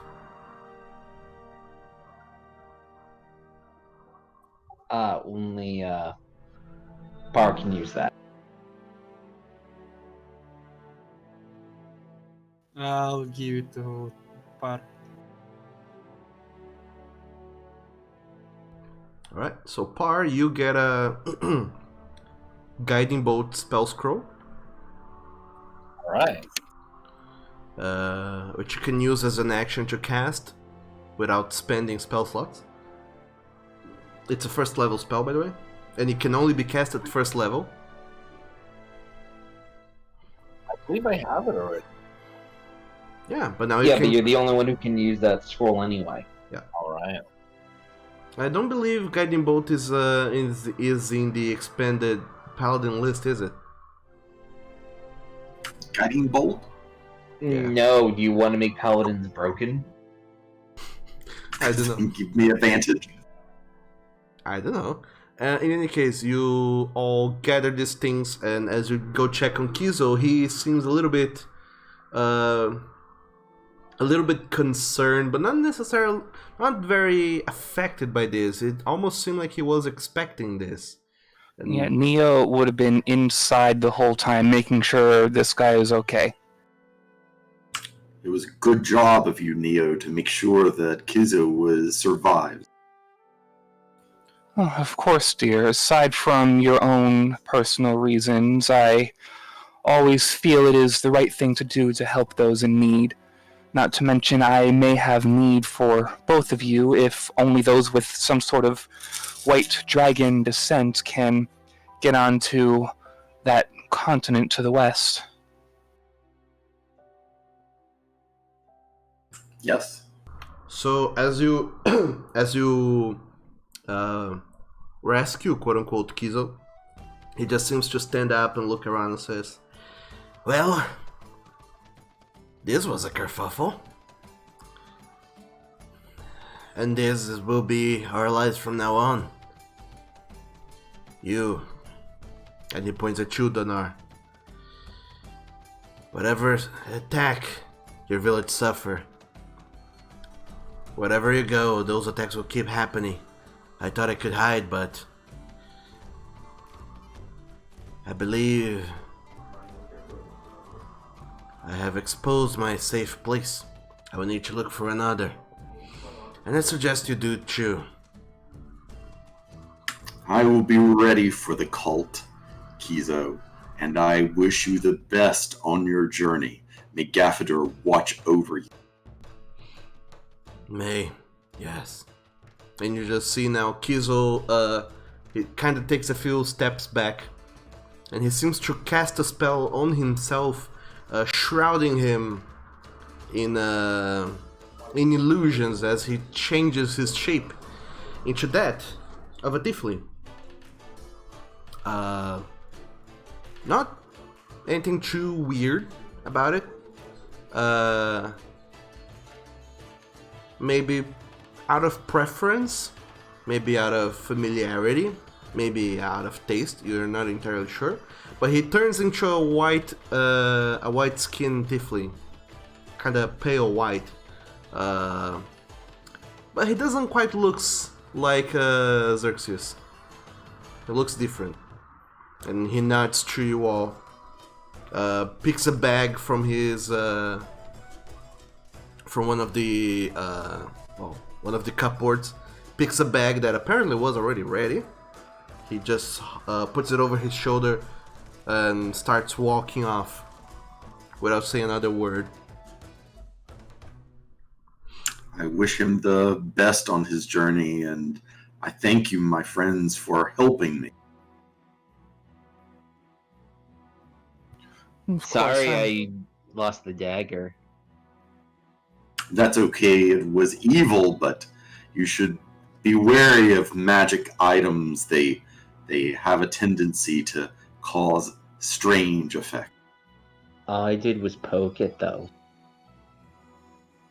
Even a slight touch can cause an unknown effect, dear. Rand, if something's magical and we don't know what it is, we probably shouldn't be, like, touching it and picking it up and messing around. But what if that's the only way to figure out what it does? With magical items, there's always a way to figure out what it does without actually touching it, dear. I would recommend allowing either myself or Kra to have a nice look at it before anyone touches it. Okay. And then all of you decide to leave this grisly scene behind. Apparently the house no longer has an owner, and Nor a front.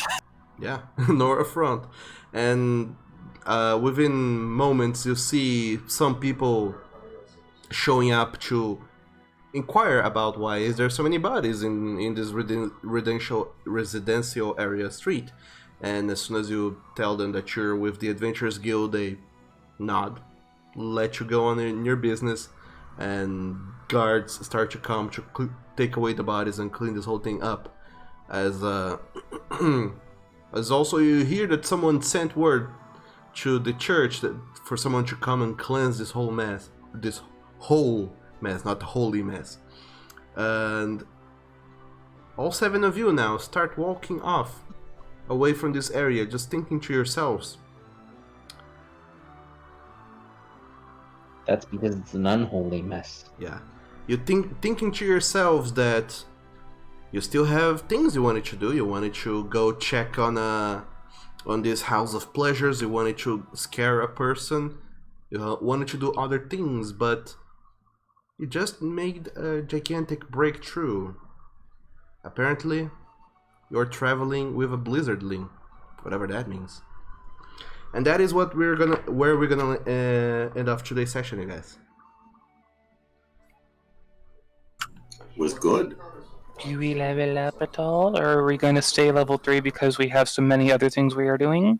You are remaining level 3, so it's not time to roll hit points yet. Well, maybe we This can is get a when we short begin rest in begging before for we start next session.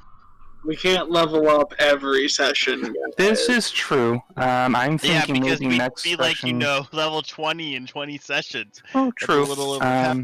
I'm thinking maybe next session, since it's night, we can just go straight off to scare this person for Sienna. Sienna needs to buy something first, but it should be easy enough to find. And you guys need to stay at least a block behind. Yeah. Sienna? Okay. Can we at least I take a think- short rest during that time? Basil kind of used all his key points.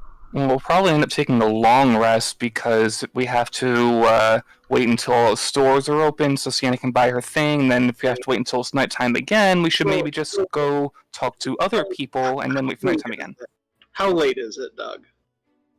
Not too late. It's about 6, 7. You guys did take a long while searching for Donars' contact.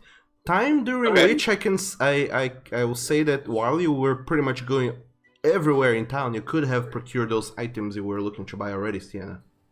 I need a set of men's clothes to fit someone of Rend and Par's size. Sure. Oh my. All I need. Since Redemption is a city inhabited mostly by beast folk and such, clothiers, they have all sorts of sizes, from small to large creatures, so it's not hard. I could get a disguise. Can it make us look even better? I don't need anything fancy. I just need some standard commoner clothes that will fit a large, medium creature. Sure, a large medium. So you can just use the prices in the player's handbook, and if it is possible to apply a 10% discount because, you know, you're adventurers from the guild, you can do that. Alrighty, thank you, Doug. You're welcome. And yeah, we're not gonna level up every session unless our sessions are 8 hours long, which I don't think anyone can do. Doug, I have nothing to do on the weekends. Well, yeah. Well, we could, but boy, oh boy. The shenanigans will be That would getting. be a long ass session, and I think we possibly would have to have it like a charity stream or something. And I breaks. want to on tomorrow because it is my 11-year anniversary. Ooh, Oh, Ooh, congratulations. congrats. Happy anniversary! Happy congratulations. anniversary. Thank you. Thanks as well. Sorry, I booped the microphone with my notes. But You booped your snoot with the mic? no, it was the other way around.